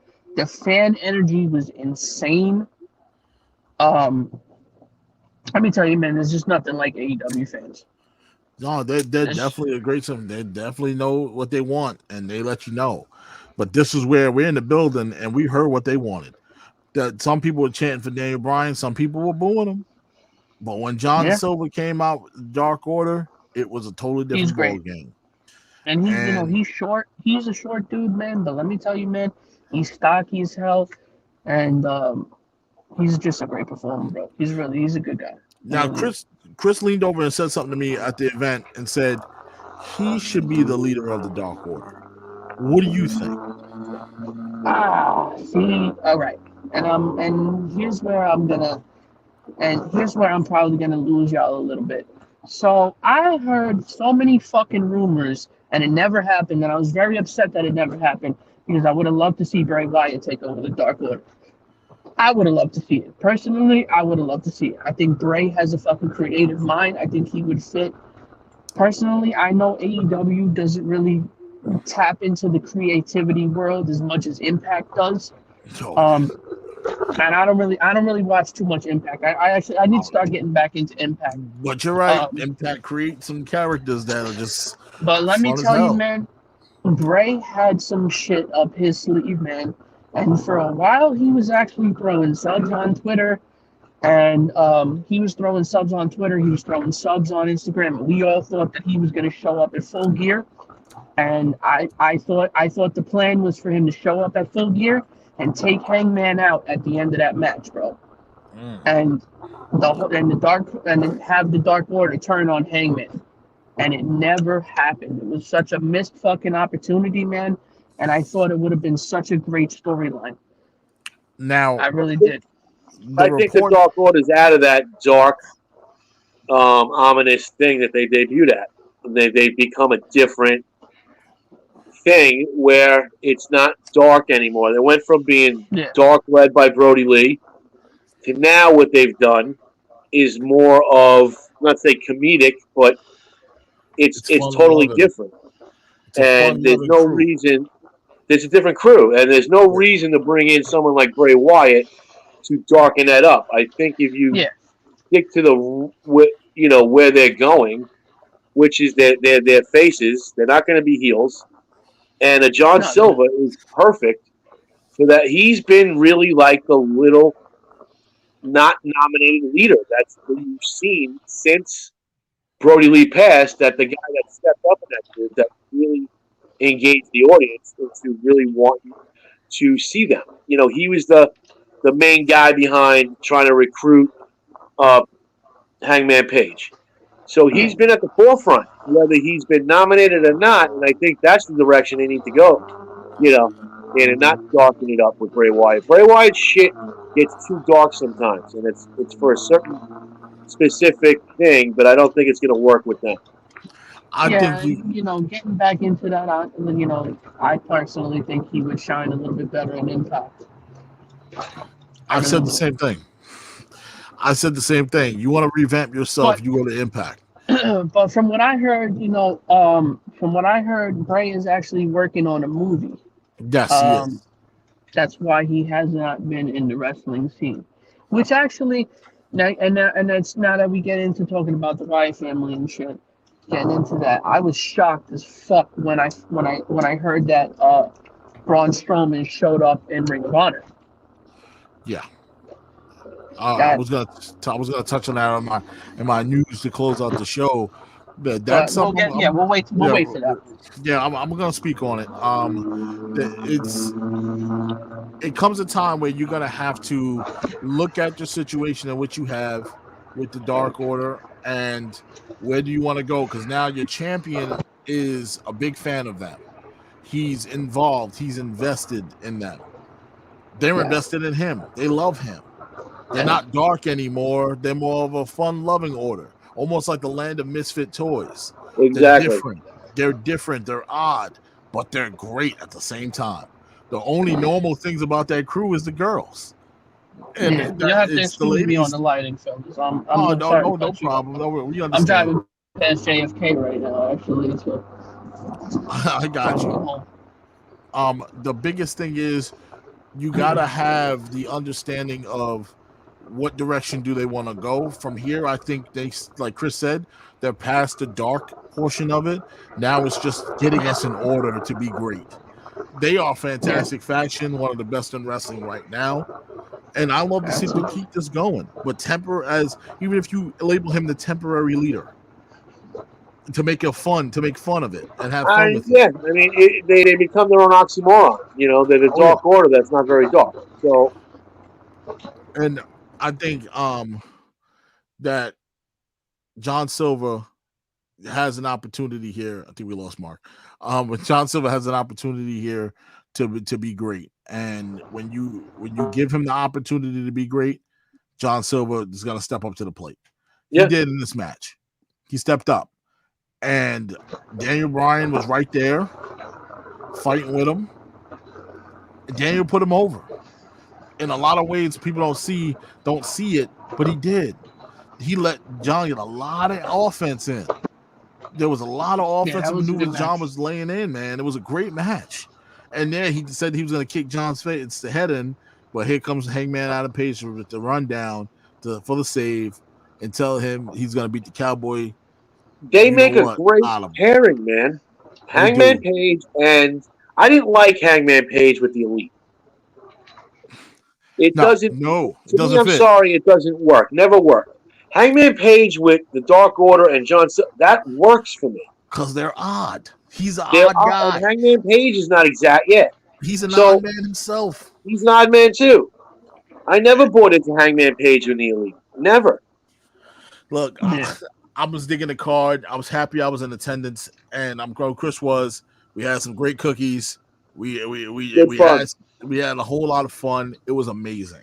It was an amazing Yeah. time. I would definitely go back to another wrestling event there. Yeah. They definitely know how to show up and show out. Kind of disappointed in the crowd though, man. I thought it was going to be more people filling them seats. There But was some little small pockets. I yeah, think I I just don't didn't like think to do a they TV should have side. upgraded people, like we said. Yeah, I don't like the the upper fact. deck was packed still, and they should have moved people down. Yeah, the TV side was a little hole. There was pockets Yeah. of hole, and I don't like that. Little pockets. Fill those seats, and that's put those seat fillers in there because I know you have them. So act Yeah. like you don't. Okay, I know you got the seat fillers, Yeah. but And I that's noticed gonna. that they do that a lot. Yeah, because it looks bad on television. It's a bad look when you're trying to sell out or say, "Oh, we're sold out tonight," and everybody just holds. So don't do that. Don't lie to me. But they want to piss on your head and tell you it's raining. That's their job. That's what they're supposed to do. But I get it. The cool thing about Dynamite was a funny moment of the show. Varsity Blondes at the top of the ramp with Tony Schiavone. Lights go out, and Julia Hart gets spit on. Well, gets misted by Malachi Black for no good reason at all. Yeah. Doesn't make any sense to me. Yeah, that made no sense to me at all. And I really hope that's not the new angle for Malachi Black, because that's just. So we went from Cody Rhodes down to Varsity Blondes and Julia. I'm not feeling that. Not at all. We went from have you Cody tried Rhodes to Darby spitting Allin? on females. like that's crazy. Not to mention also Cody is making a statement saying on Christmas it would be him. He's going to answer the open challenge. First of all, how do you answer an open challenge 2 weeks early? When you invited yourself. Like, that's not an open challenge. You just issuing a challenge. It's not open. You closed it. It's not even a challenge. He just saying he's taking. And then, of course, the Man of the Year right there, Scorpio Sky, and the phenomenal Ethan Page. They saved that whole segment because I don't want to see roast beef roasted back Cody Rhodes on television telling me he's going to fight on Christmas. Don't ruin my Christmas, man, Cody. Don't do that. Them burn marks, man. I'm very shocked that his wife condoned that shit. Uh, all of us is shocked. But you know what? I was so shocked, bro. He's a tryhard. The way his wife's comment about his atrocious neck tattoo was, Cody's a grown man. I can't tell him what to do. So I'm assuming that's the angle he went with when he wanted to get thrown on a front table. I got a fun fact for both of you. If you listen to Something to Wrestle with Bruce Pritchard, he alluded to burning tables in Inferno matches this past week. And I wonder if it was a stab at Cody Rhodes. Because he was talking about the Inferno match with the Boogeyman and Miz. And he goes, first of all, I hated him because it's too much work and safety. Leave fire out of the wrestling ring. He goes, especially if you want to go through a burning table, you might want to wear a shirt. He said that, and I was like, was that a little stab? If you noticed, Andrade was greased up under his shirt when he started that. Yes, so he had that fire retardant gel on him. You could tell. And Cody had some on him too. Yes, because you could tell he had something funky on his back, but he chose to go bare chest. Yes. And the problem with that was when Cody went into the fucking pin, he was still on fire. He was burning, literally burning. He was burning. He was literally burning. His arm was on fire. Stupid is and stupid does, and I don't feel bad for a grown man that wanted to put himself through a fucking flaming table for no reason. Listen, you play stupid games, you win stupid prizes. That's how it goes. And I'm just, listen, Cody, like you said, try hard. Try hard. You don't have to be Rudy anymore. I don't get it. Try hard moment of the week goes to Cody Rhodes. Try hard moment of the year goes to Cody. No, the moment of the week. The moment of the week goes to Andrade for getting himself out of it. For saying, "Fuck this, I'm aborting the mission. I'm bailing." That's it. My face is right there. He felt the heat on his eyebrows and was like, "Nope, I'm good. Yep, I'm gonna save myself. Yep, we're not gonna do this. Not today, Satan." No, Charlotte ain't paint my eyebrows on tomorrow. Sorry. Oh, and then according to that, they're not split. That was all rumor and innuendo, and it was lies. So they're not split up. They're still together. Kudos for them. Kudos to you, man. Good luck waking up next to someone that looks like Ric Flair every day. I can't do it. Anyway, you're a better man than I am. Just sorry, he's a better man than I am. Now, that sums up AEW for this week. Moving into a little bit of a somber feeling, and yeah, coming off of War Games and NXT 2.0. Really sad this past Yeah. week. A lot of people upset. This is the last time we're going to see well, supposed last time we're going to see Gargano and Kyle O'Reilly wrestle in NXT. We don't know what the future holds. We hear multiple reports all week long. Now we heard the reports that they're gone. Then we hear the reports earlier this weekend saying that they have reason to believe that multiple officials in WWE believe that both of them are staying. We don't know. The guys, once again, we don't know until somebody shows up somewhere. So leave the speculation at home. Let that man go have a baby. Let this man figure out where he wants to go get paid. Because everybody chasing the great American dollar. Okay, the great American. Who wouldn't want to go to work and want more time and more money? Ain't that a beautiful thing? More time and more money. Bigger stage. You got a company right over there that giving you more time and more money. I'll be a fool not to take it. A fool. You're telling me, Chris, I can work half the dates, but you paying me more of the money? Taking it. I'll be a fool. So listen, we saw WCW do the same thing. Taking that. I'm taking that $2 million a year. Are you crazy? Oh, 1998? Oh, give me that $2 million a year. Stop it. Don't play with me. No. I'm running. I'm taking your check and I'm going home. I'm gonna take all of my quads and I'm going home. That's it. Blow all my quads and sit there in a wheelchair. I'm going home, but I'm going home rich. I can promise you that. Fully guaranteed money. But it's a beautiful thing. It is, and it's sad. Gargano said after the War Games match that he was going to address the crowd and tell everybody about his future on Tuesday night on NXT. So let's jump into it. But before we jump into Gargano, we had a challenge issued after the match, after the great tag team match we had on NXT War Games between Imperium and Kyle O'Reilly and Von Wagner, also known as the Geico Caveman. We got him turning on Kyle picking it off before it can happen, and him issuing a challenge to him in a steel cage match. But why not? Why waste time? Let's give us a steel cage match to start off the show. And in THWF, everybody says he looks like Caveman Edge.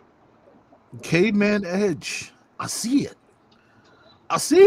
Chris, you see it? Caveman Edge, bro. Yeah. Caveman Edge. I see it. Got the eyebrows, Caveman man. Edge, bro. Call the Edge God. He's so funny. Caveman Edge. Now, solid match, nonetheless. You got Kyle in there. I kind of had a feeling who was going over because everybody goes out on their back. But Kyle gave us another one for the books, man. Another good match, showing that he can be a singles superstar in this business. And everyone that doesn't believe it, who didn't believe it when he was in ROH, people that didn't believe it when he was in PWG, people that didn't believe it, listen, believe it. The man can ride on his own. He's done it before. So I don't get with this idea of, well, he's only good when he's with the Undisputed Era and the boys. No, feels like he's better when he's with the boys, but he's just as good as when he's by himself. So what's the problem? Why couldn't they make Kyle O'Reilly into a star? That's my question. They chose not to. I'm like, why couldn't you believe in him and believe in his But work? again, I said this last week. He's tired of indie wrestlers, but let's bring in some more indie wrestlers to replace the established stars that you have. You're not getting better. You're not getting better than Kyle O'Reilly. So let's bring in Grayson Waller. It doesn't make sense. It doesn't make sense. Makes no fucking sense. It doesn't make sense at all. Okay, now, so the Caveman did go over. Unfortunately, he's another one. The Kyle laid outside. He laid outside the door of the cage and kind of was like slumped over like dead weight. It's just a terrible way to go out, but I guess that's the end of that, right? You got the Creed brothers. Go ahead, Chris. Shouldn't somebody like Little Rikishi be be the one that Kyle O'Reilly lays on the mat for. I'm not disagreeing Someone with you. with that kind of gravitas, not the fucking caveman from the insurance commercials. That's my issue with this shit. It's my issue with it. I And got you. I'm going to say it again. You're going to hear me say his name until we're done with the segment. Grayson Waller retiring Johnny Gargano? Are you fucking kidding me? Are you fucking kidding me? Seriously. I would have picked LA. Seriously. Where the fuck was... I mean, this is Johnny Gargano. And you have this scrub-a-dub from Australia who did a fucking shitty-ass Mark Wahlberg. Wasn't even Mark Wahlberg. He was a Mark Wahlberg doing a John Cena doing whatever the fuck he was doing in Australia. And you're the one retiring out Johnny Gargano from the company? You gonna just piss off all the Australian listeners like I'll this? piss them all off. I don't care. Oh, Because God. I'm sorry. That's garbage.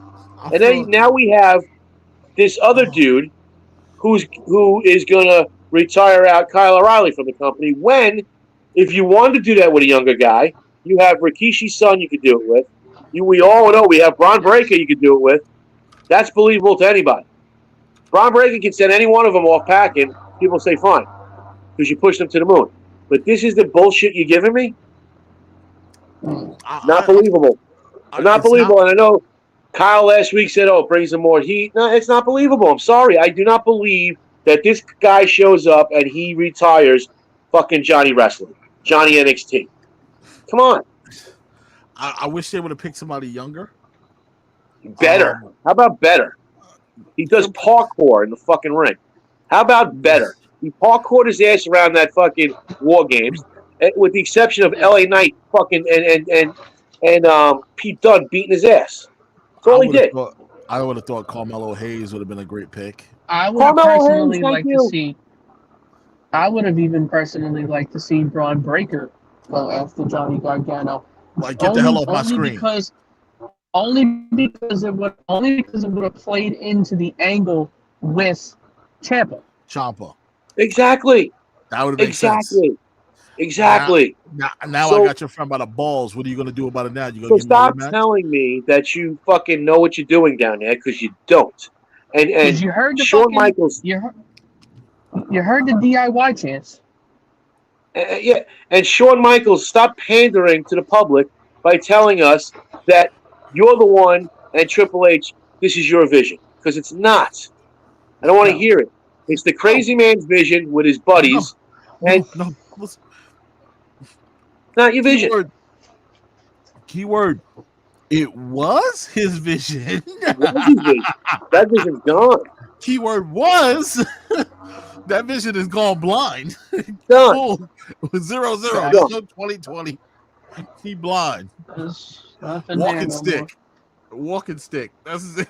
The blind. 3 blind mice. Unbelievable. Yep. We got John Laurinaitis, Vince McMahon, and Bruce Pritchard. 3 blind mice. There's no way. I love Bruce. You know how I feel about Bruce. I have a soft spot for Bruce Pritchard.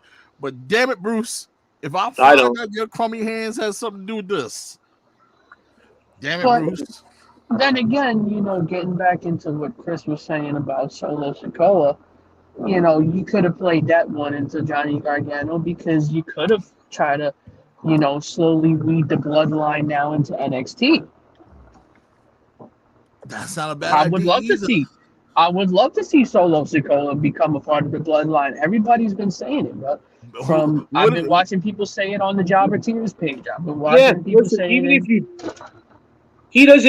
you didn't want to include him in the bloodline, the bottom line is, my eyes tell me that if you want to retire him with a young talent, Grayson Waller is not a fucking talent. It's not. Absolutely not. What if we brought the head of the table down there to scope out his cousin, just to have him in the crowd? He don't got to do nothing. That would be cool. I would love to see that. Doesn't have to say a word. The fact that his presence is there. But like you said before, the perfect segue would have been Braun Breaker demolishing your buddy, and then Braun Breaker still going for Ciampa's title. Perfect. Perfect. Don't get gives you some intrigue. And Braun Breaker is way believable. You've been pushing him to the moon. But And instead, we got I this agree fucking with guy running around with Some with fucking some no-name half-ass jobber. Apollo Creed shorts on. my man out here walking around with basketball shorts on, looking like a creative character. Fuck Like, is he doing? I was sitting there Please. saying, yeah, he got a bump dummy of the week last week. I gave him his credit. He gave I his try to be credit for nice. being fucking. And I watched his stuff. I gave it a chance. James sent it over to us. I watched it. I, all right. Wasn't knock me out of my chair impressive, but it was all right. You know, I can see. Look, I'm pretty sure over there he was great. But for me, I've seen so many wrestlers like him that it looked very, very simple to me. It's vanilla. It's generic. It's very Not generic, good. and I've seen He's it before. 31 years old. He's not young. He's an indie star. I don't know what, And I'm but not we don't trying want to indie disrespect stars. the guy. I'm not trying to disrespect the guy. I'm just calling it how I saw it. I'm not disrespecting him. I'm just saying it's flat out not something I want to see. No, of course And you call it. You really trying calling to it push how the dude. it's your point of view, brother. That's it. You're calling it how you see it. There's nothing wrong with that. There's nothing wrong with that. You don't got to defend how you call it. You're seeing your eye test shows you this. This is what I see. We both saw the we got the same footage. We saw what we saw. It wasn't that impressive. I'm not trying to disrespect the guy. It wasn't that impressive. I'm sorry. Nope. I've seen guys like him before. Yep. Now the Creed brothers, I never seen two like them before. They are the different breed. These two kids, man. What? Can we ask ourselves? Big question. What is it about these guys that I love so much? I don't know. What is it? Is it? Are y'all seeing the same thing I'm seeing? Because every time I see these guys get in the ring, I think it's the aggression that gets me. They're aggressive as hell. I agree with you. They have an old school aggression, but they got to get out of the fucking leotards and come up with a little more charisma. Yeah, they remind me of like a Demolition. Mm-hmm. I'm not saying you have to go with a Demolition look. No. But we need something a little more gritty. Yeah, They kind of remind me a little bit of like an early day Viking Raiders. Like with as far as the aggression, goes. Maybe a little bit of heavy machinery in there. And we'll get into that when we start talking about SmackDown because I got a whole mess to say about fucking what's his face? Damn, why did I just have a brain fart? The one with Chad Gable. What the fuck's it? How do I forget his fucking the man that should have been fired by now? Otis, Otis, yeah. The man they should have. But I think that's we'll get into that though. I think that's just what they're missing. It's just a little grit to their character. Yeah, it's just a little grit. Yeah, me personally, I think Diamond Mine is fucking holding them back. I don't like this faction. I don't like Diamond Mine at all. I think it's a joke. I think it's a waste of a faction, personally. I think Roddy would have been way better off by himself because Roddy has the ability to put himself over because he's done it in the past. And I don't feel like just because the UE was disbanded and broken up, you're gonna throw Roddy into another faction and then make him the face of the faction now. It just looks stupid, personally. It doesn't work for me either. I'm trying to give it a chance. I'm trying to give it as much chance as possible. I'm trying to see where it goes. I like the young lady in there. I think she's a good touch to it. Love the fact that she comes up with the chain around her neck. That's amazing. Yeah, that's an amazing look. It's a crazy look on her. I dig it. To me personally, Diamond Mine gives me that feeling. I don't know how you guys feel about these guys personally, but it gives me that Scorpio Sky, Ethan Page feeling. That whole faction should not exist at all. Scorpio Sky is a great solo wrestler. He's proven that. I'm not gonna lie, I was a little upset when they broke up SCU, but at the same time, I think Scorpio Sky just has the ability. Scorpio Sky should have been a fucking champion. Really should have. The kids is such a great talent. I just And if Scorpio Sky's not with Ethan Page right now, nobody's interested in Scorpio Sky. That I can that's a attest fact. to. That I can attest to. And I can get on board with that. if Dan Lambert wasn't involved, nobody would care about the two of them. Nope. So Yeah. that's the tough Dan that's part. a fact. Lambert put them both Dan over. Lambert is definitely putting them over. I'll give you that. So, But But in this getting particular back to case, Diamond Mine, I would like to see Roddy go on his own, get rid of the mouthpiece, because he sucks. What's his name? Bivens? Bivens, Michael Bivens. oh, Malcolm Bivens, yeah. Malcolm Bivens. Get rid of Malcolm Bivens, put Roddy on his own, change the look of the two of the brothers, put them in some long black pants, toughen them up, and have the girl stay with them.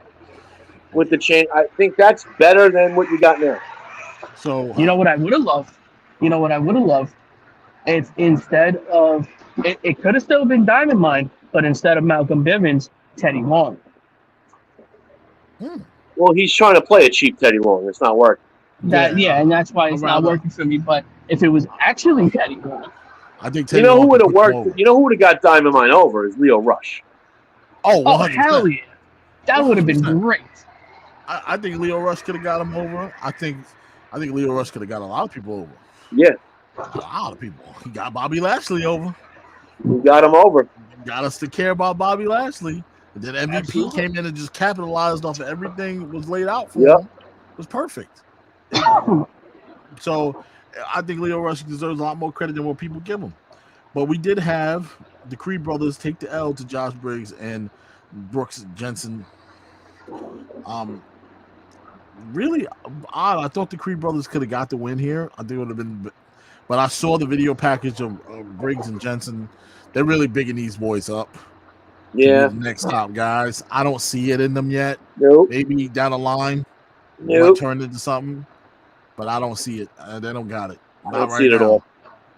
Yeah, I don't see it at all. I don't like the fact that they got these two guys looking like some fucking redneck barbecue pitmasters, bro. Like, Yeah, it's just they're just scraping for gimmicks on everybody. So instead of just letting a character develop, they're throwing gimmicks at everybody, and it's garbage. We've been down this road before. Carmelo Hayes with Trick Williams taking on Dexter Loomis. Loomis just finally getting some action on a consistent basis, it feels like. Loomis does get the win over via DQ, but I'm happy to see Dexter Loomis coming off the wedding, getting a little more involved. I don't know if he was hurt or where he's been, but he's been kind of in the back pages. and you know what's funny? It's funny you mentioned the wedding, bro. I feel like they're slowly starting to dismantle that storyline between him and Indy. It's done. It's finished. It never No, happened. they brought it back. But No, they did showed up bring it back, during the but I interview. feel like He showed up during the promo. but not It's to like- the extent to where it was. They could have, Yeah. like Chris, me and you agree. They could have capitalized on that wedding. Oh yeah. And they dropped the ball completely with this whole thing. Yeah. Well, it so happened to coincide with the 2.0 switch. So and that's where I say they kind of they're together, but we're not solely focusing on that storyline no more. No, you should have, because it was the hottest thing you had going. And it was just outrageous that you don't capitalize off of it. Indy Hartwell should have been in the War Games match. Dexter Loomis should have been in the War Games match. Yep. And it's, man, so many different things. So many different things can happen. But when you get down to the thick of it, the only thing that really does matter on NXT is toxic attraction. Let's be real, right? The only thing that matters. The only thing we care about, man. right now, toxic attraction. When you got toxic attraction coming out there, doing what they do and look at how they looking and all that jazz. This is a perfect opportunity for these ladies to capitalize and grow. And they've done that. They continuously know how to get themselves into a greater position. Exactly. And Gigi Dolan, as far as Gigi Dolan goes, I've been following Gigi Dolan for a while. I actually was following her on Instagram for a while, and then when she finally showed up in NXT, I was hyped for it, man. I was with it. I thought it was dope. And I thought that it was a great transition into. I think she can learn a lot from Mandy Rose. Mm. Um, me personally, I do feel like Mandy Rose gets a lot of slack from a lot of people, man. But me personally, I've always thought that Mandy Rose was very talented. I always loved Mandy. I had nothing bad to say about her. Listen, I'll put Mandy Rose right up there against the other two champions on the main roster, and Mandy Rose is killing it over both of them right now. Yeah, Absolutely. And absolutely. you got the crew. Now, Chris, I did read a little bit of behind on Cora Jade after her stint in AEW for a little bit. She was receiving death threats apparently, and she was dealing with a lot. She went over to NXT and kind of found her way. Kind of made me feel bad for the girl. I don't think anybody should be receiving death threats for what I reason I didn't hear don't about know. that. Yeah, I read it. I read it today. I don't know, what are Yeah. you reading death threats about? but they didn't go into detail. It's very weird. I don't know. I don't remember seeing anything she ever did wrong. I don't. But wrestling fans are weird. They're weird individuals. So Yeah. so she comes over here and they're saying that they're just happy to see her do something that she loves, but also getting her chance to shine and really stand on her own. Pump your brakes there. I think that she needs to take a back seat to Indy Pump Hartwell the right brakes, stop the car. now. Like I Like, think she needs. stop the car. Like, what is it? I mean, what is this? Participation trophies? The Dude, fuck? I'm telling you. I thought Indy Hartwell was already established. I didn't know that we just forgot that she Indy Hartwell was existed. established. Toxic Attraction came on the TV and took it. Took it, Yes. Took it. robbed everybody. Now you're You got throwing me moved. Cora Jade and a glammed up fucking Raquel Gonzalez. Why is she so glamorized? What's Dude, going on? matter of weeks. She's So all of a sudden got glamorized. crazy amounts of makeup on. She looked nuts. To be honest She with you, looks nuts, doesn't look believable anymore as a beast. I mean, it's ridiculous. It's I got absolutely fucking ridiculous. I got Kaylee Ray handing out baseball bats. Kaylee Ray No, hanging out. I mean, come on. like Dakota Kai, who's probably doing her best work, and I've been critical of Dakota Kai for years, doing her best work, and you're pushing Cora Jade up to the front. I don't know. I don't know. It seems like every Um, piece they're picking of some younger talent that they want to move to the forefront. Look at just talked about the tag team division. You seen them move them. Then you go to the championship division. You got Braun Breaker. Then you go to the women's division. Also, we got Cora Jade. Like we start in the mid card, Carmelo Hayes. You're starting to see a pattern here where we're Listen, yeah. mixing the older if guys, you had and like, gals. but what kills me, Rodney, is like all right, Carmelo Hayes, yes. Braun Breaker, yes. Okay, Mhm. but Toxic Attraction, yes. But let's now force feed you Cora Jade and others that don't belong there Don't belong there because whatsoever. you got some success with these other ones. That's all I'm saying. I don't. She doesn't belong. I'm not trying to knock the girl. I'm sorry what you went through over at AEW. I don't know the details of that. I wish she would speak on it a little bit more. I didn't see any of it, but I'm gonna do some more digging. But I hope that she can move past that and she becomes Yeah. great down the road. But right now, I just think it's a little too early to be pushing it to the She's not forefront like there. that. She's not I, there. I think Indy Hartwell is sitting right here, talented young woman, been involved in a storyline, been down there for a while. Knows how to do both. We She talked can about this with do it Gargano. all. She Yeah, knows how to give you entertainment and the wrestling. So where are we missing? Where am I missing the boat here? I don't. Yeah. How is it that Cora Jade's getting the opportunities that Indy should be getting? How is this possible? Why is it possible? It shouldn't be that way. That's all we're saying. No, absolutely not. But man, Toxic Attraction, best thing on television. And when anybody that wants to debate us, they know you a liar. For Right? You know more you lying reasons if than you tell one. me anything else. Now we Yep. did have Santos Escobar take on Zion Quinn. Let me tell you something. This kid, Another one. he's another one Another that's one. special, man. You Yeah. got it. Talented individual. He got the I it was factor. patiently waiting for you to get into that, man, because I love this kid, bro. He's I got got the. a lot of He's respect got for this the. kid. I mean, he's got it. He got the it factor, man. He got And it. They put him in the right situation with a great talent in Santos Escobar. I think it's almost time for him to start making that transition too. If you're not gonna make him into a champ, he is definitely championship material. We already know that. He's bigger and better than a cruiserweight. All right, he doesn't need to be a cruiserweight. You just didn't. He was just doing such a damn good job with it. You couldn't take it off of him. That's the problem. And Here you are. I like him rocking the suits. I love the fact that he has a nice lady on the shoulder rocking with him, and Electra Lopez. I'm digging all of it. I love the fact how he went over in this match too. And typical way, Electra Lopez slips in the brass knucks,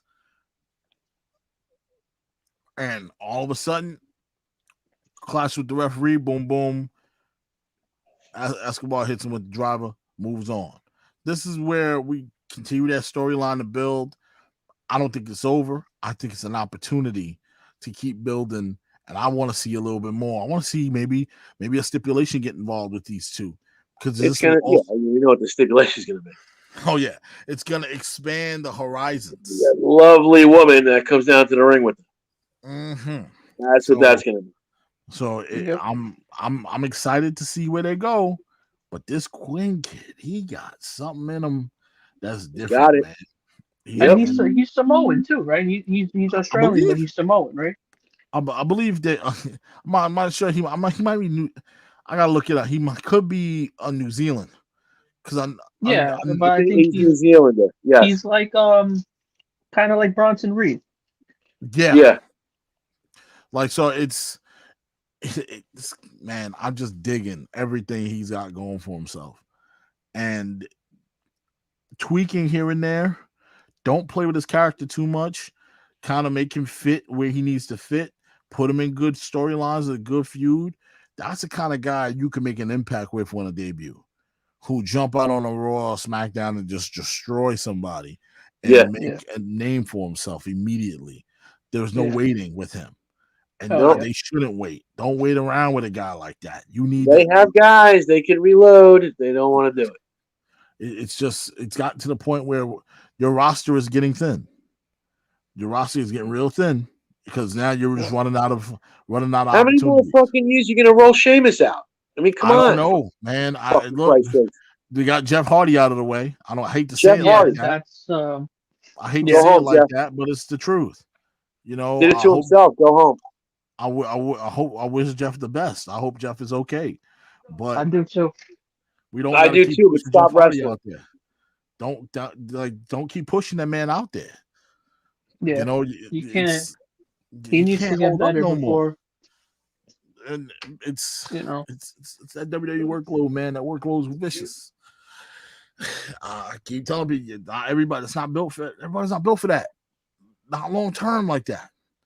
That's not a spring chicken in the ring right there. That's Jeff Hardy. He's been around a long time. Put his body through a lot. Outside the ring and in the ring. All right. He can't be doing what you want him to do, and I expect the man to be grade A all day, every day. That's a lot to ask, especially battling the stuff that he's battled in his life. I know he did it to himself. I understand, but I think the expectations that they set out for him was ridiculous. Nobody in their right mind. I don't expect an 80-year-old woman to start throwing trucks if I'm a truck thrower at Target. No, she's 80. She can stack the pallet. She can take the truck. She can take the boxes off the line, but she can't throw the truck. You expect this man to throw the truck every night for you? I'm sorry, he can't do that no more. Again, we saw he's crazy, man. Out of touch. Psycho, out of touch. Guys, we've reached the 8 o'clock hour. I would like to thank all of you guys for commenting, jumping on. Mark, I know you missed that big and a half of the show, man, brother. Listen, there'll always be another Monday. We do Andrew's show on Thursdays as well, where we talk about Raw and SmackDown, and Andrew throws out some crazy hot takes that we laugh at him about, but most of the time they come out to be true. Yep, they do. As much as we hate to admit it. Andrew's most likely listening to the show, so he'll probably reach out to me and say, hey, you want to see if Mark wants to come on the show? He does that to me every week. Everybody I bring on a guest on mine, he wants to get a guest on there. Absolutely no problem with that. I will be available completely on Thursday, and I'm with the shit, bro. You got it, brother. So I definitely we definitely be chatting up behind the scenes. But Chris, another good one in the books, man. Another solid week. Yep. You know, we got some things to look forward to. We got some things that we really, really hate. Yeah. And Yeah.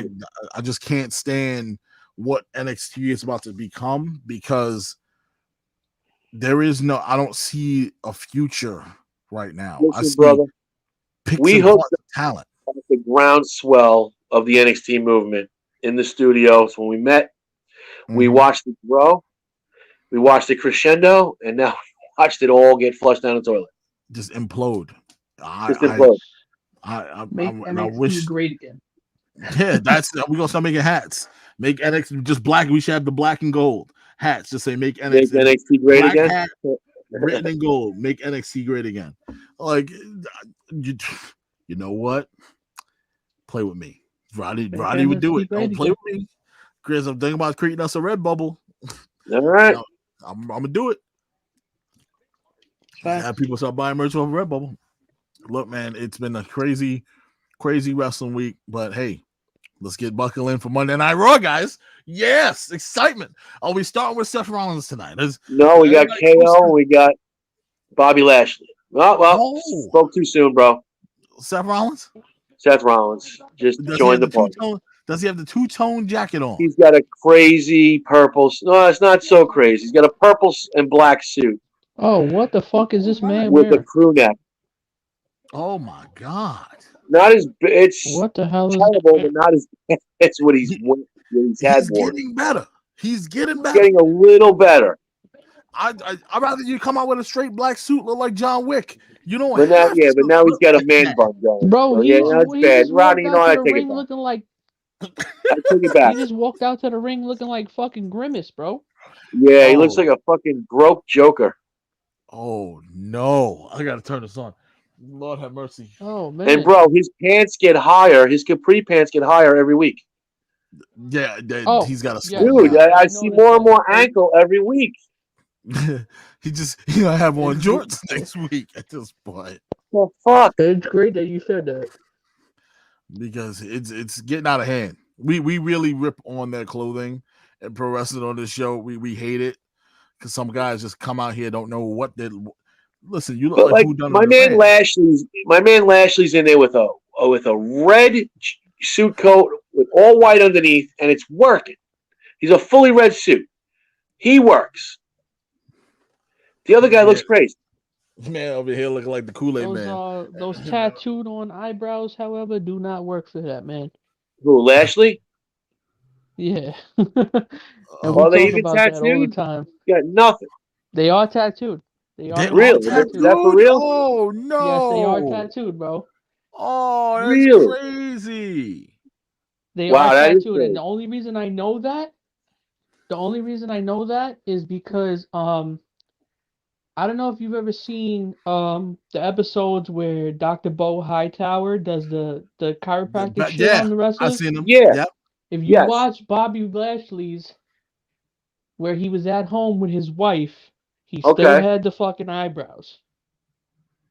They are not there just for show, bro. They are indeed tattooed. They do not come off when he gets home. That is nuts. Oh wow, man! You learn something new every day. All right, well there you go. That's a good nugget to leave on. Bobby Lashley and tattooed fucking eyebrows. Unbelievable. Unbelievable. Mark, thank you again, brother, for joining us, man. Love to have you dude. back. For that nugget alone, come back on Thursday. Absolutely. And look, man, definitely absolutely, bro. We'll get you in a better setting when you're not in the car driving around. You'll be more settled this time. And I'm not in the bathroom about to. And you caught me in the middle about to enjoy my dinner, and I'm in the bathroom right now about to take a piss. All right. I had the mic muted for a minute. All right, man. Well, we appreciate it. Thank you. So we didn't have to hear the waterfalls in the back end. We appreciate you, brother. Oh, absolutely. Thank you for joining I would never us, disrespect like that, bro. Appreciate you. All now, right, take it easy. Absolutely. See you, bro. Now, Chris, this is the time where we wrap it up, buddy. We get it going. We say thank you to all of those who are listening, who are watching today. Jessica Hoffman goes, I'd rather see Aleister Black versus Darby Allin. What do we all?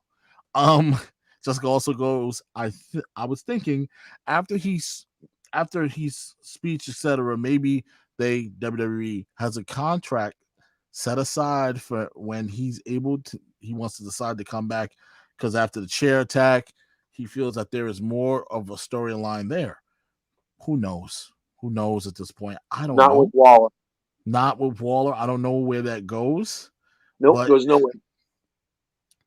But he does have his pro wrestling tee shop open. You can go buy a Gargano shirt if you choose to. Just goes to show you guys how wrestling is always a work. It doesn't matter. This is the business of entertainment. Everybody got to get paid. So you got to go out there, do what you got to do to support yourself, support your boy while he goes be a father. All right. Now, Jessica Hoffman also adds that Vince is basically kidnapped Triple H's baby. Literally. Yeah. Literally. Don't even put an APB out. We already know who did it. Now, also, did you say aggression? Who here has some ruthless aggression? Only Andrew would write that. Yeah. Andrew. Now, guys, this is the part where we say so long. We hope you have a wonderful week. Enjoy the week of wrestling. Enjoy tonight's Monday Night Raw. Hopefully it's a good one. And we'll be back here on Thursday to talk about it, man, with Andrew's hot takes. As you can see, Mark P will be joining us. And, of course, yours truly and Chris Carlos as well. So I'm excited, man. Hopefully you guys will be coming back for another stew of some hot takes. For Rodney Harris, for Chris Carlos, we say good night. Peace. Sleep tight. Don't let the bed bugs bite, and enjoy this week in wrestling. Yep.